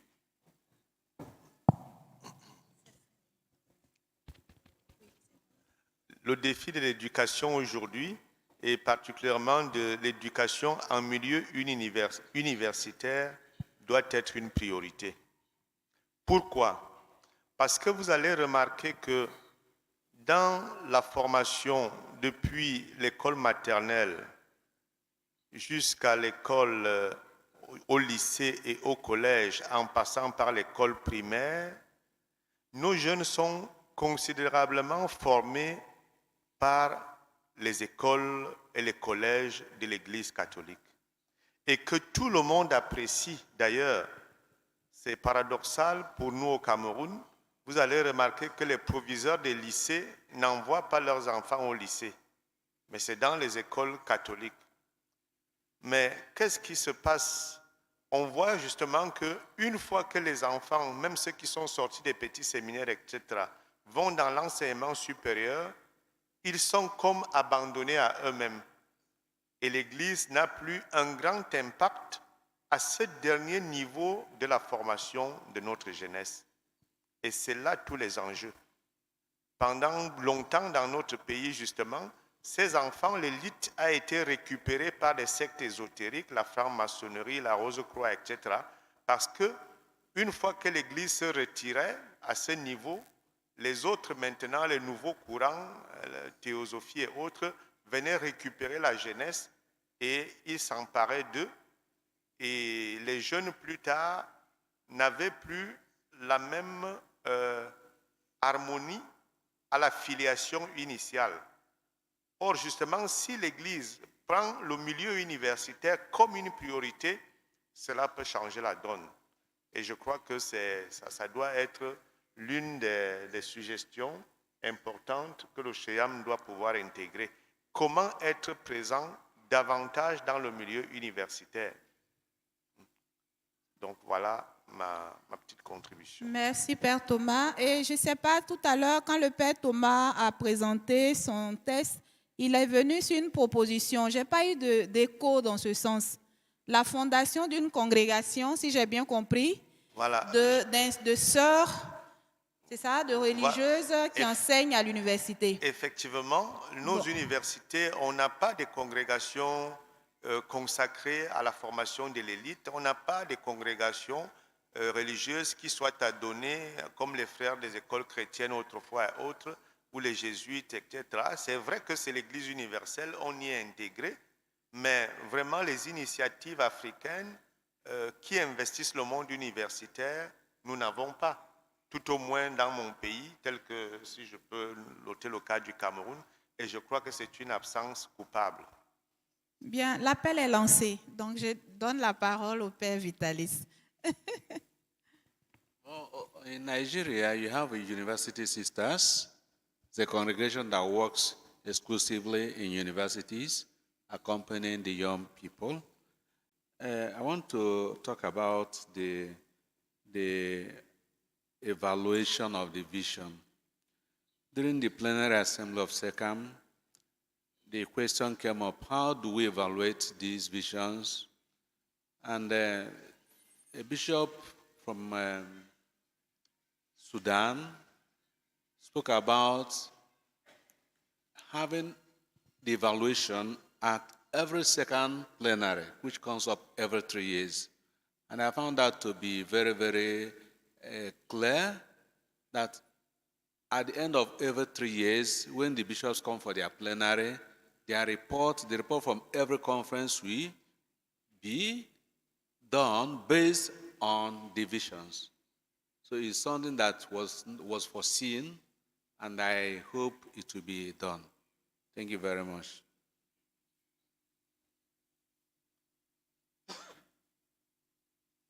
Then on the question of self-reliant church, that Father was asking whether it's biblical or theological. I want to say that for me, theology is a creative interpretation of the Word of God on concrete situations of human existence. Today, the church in Africa has come to realize that it cannot continue to stretch out the hands in begging. We have realized that we have come of age to take up our responsibilities, train our seminarians, build our churches, take care of our priests. And the theology for that today is self-reliance. It was the same way when development entered the church. People were saying this economic team, this political team, but eventually the church has to write an encyclical on that, Populorum Progressio. And today, nobody is asking whether development is theological or whether it's biblical. It has become a theology. Self-reliance has come to become also our own theology. It has to grow. It has to develop, because that is the way we can only exist today and take care of ourselves. Thank you very much. Merci, Père Vitalis. Père Alfred. Just to add to what Father Vitalis just said, the document has been shared in the platform. You can turn to the second pillar, the conclusion. Yeah. We said there that the self-reliant church does not reject global solidarity. Yeah, from the early church to today, community shares spiritual and material gifts. And the Synod on Synodality reminds us that this exchange of gifts involves every aspect of the church. So the church in Africa will continue to be sharing her missionary gifts globally, but her self-reliance must be prioritized. Yeah. So we are aware of the dilemma, the ambiguity that comes with the word. Would I say because it's a lack of a better expression that is left open to debate? But for now, this is what has been adopted. Concerning the issue of documentation, what my brother said, you are totally right. There are many documents hidden in SECAM that have to come out. And I would say that this is one of the reasons why now we have a fourth office in SECAM. I have been designated as the new administrative or executive secretary. And if you look at the duties and responsibilities, the first duty, my duty, is about the documentation of SECAM's asset. So now I'm going to have to find ways and means of making all the documents accessible. Yeah, so I have a headache, a big one. So thank you. Thank you for that remark. Again, with the issue of terrorism, see, this vision, the reason why we call it vision or a roadmap is because it should be differentiated from a strategic plan. Even in the same country, whatever we have put here are the highlights.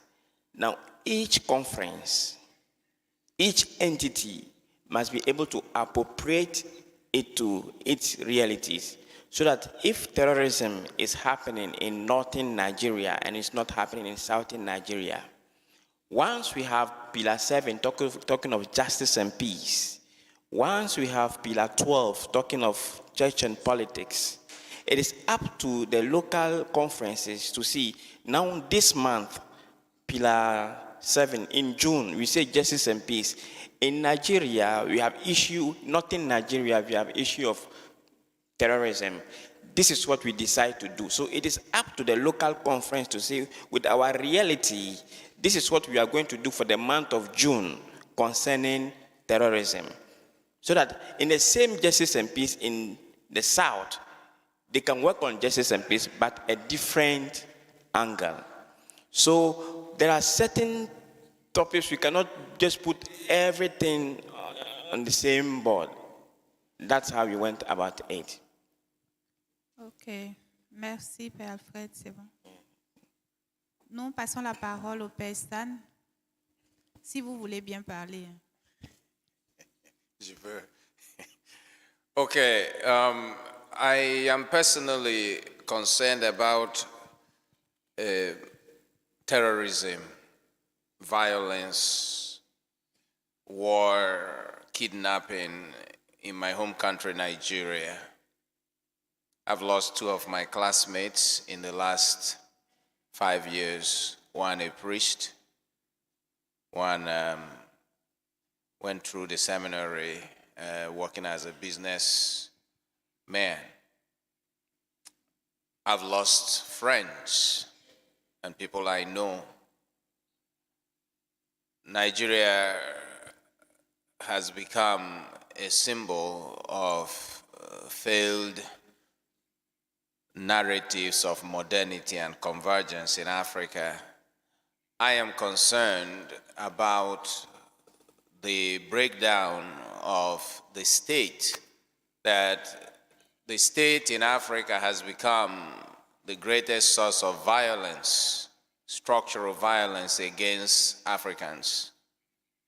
Here in Ivory Coast, I was here 10 years ago when this great country was rising from the ashes of violence that nearly escalated into a civil war.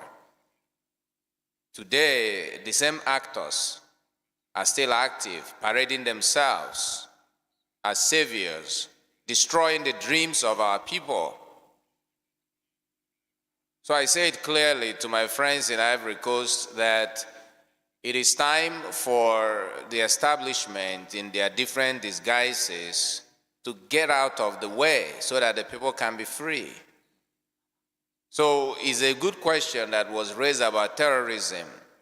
But terrorism for me is not the problem. The problem is the politics, la politique de ventre. C'est là notre problème ici en Afrique. And it's very important that we don't look at the symptoms, we look at the problem. Unless we have good government in our country, in our countries, in our continent, in our churches, these terrorism, these, you see on Ivory Coast, on appelle microbes. Il y a beaucoup de microbes ici en Abidjan. C'est le gouvernement, la mauvaise gouvernance qui produit des microbes toujours. C'est pourquoi je veux dire que la prochaine élection ici au Côte d'Ivoire, je ne veux pas parler de politique ici, mais tout le peuple, tous les Ivoiriens doit cheminer en tant qu'un pays qui a l'espérance à combattre ce type de gouvernance. Pourquoi le président veut briguer le 4e mandat? Pourquoi? Je dois arrêter ici parce que je suis très agité. Merci. Merci beaucoup. Merci à tous nos panélistes. Merci Père Stan avec ce dernier mot sur la Côte d'Ivoire qui nous invite à la prière parce que bientôt ce sera les élections. Donc que PACTPAN porte comme mission de prier pour la Côte d'Ivoire, de là où vous serez.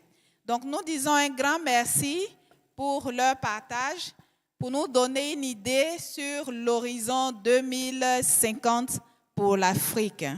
Donc sans plus tarder, nous allons descendre pour prendre le repas et repartir après donc, dans les différents ateliers. Merci beaucoup. Nous les applaudissons une fois encore.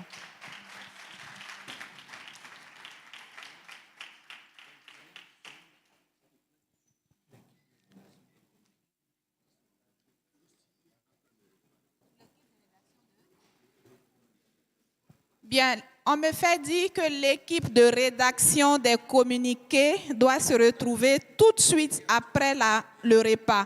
Tout de suite après le repas, l'équipe de rédaction des communiqués. Vous vous retrouverez ici même dans la grande salle, juste après le repas. Merci.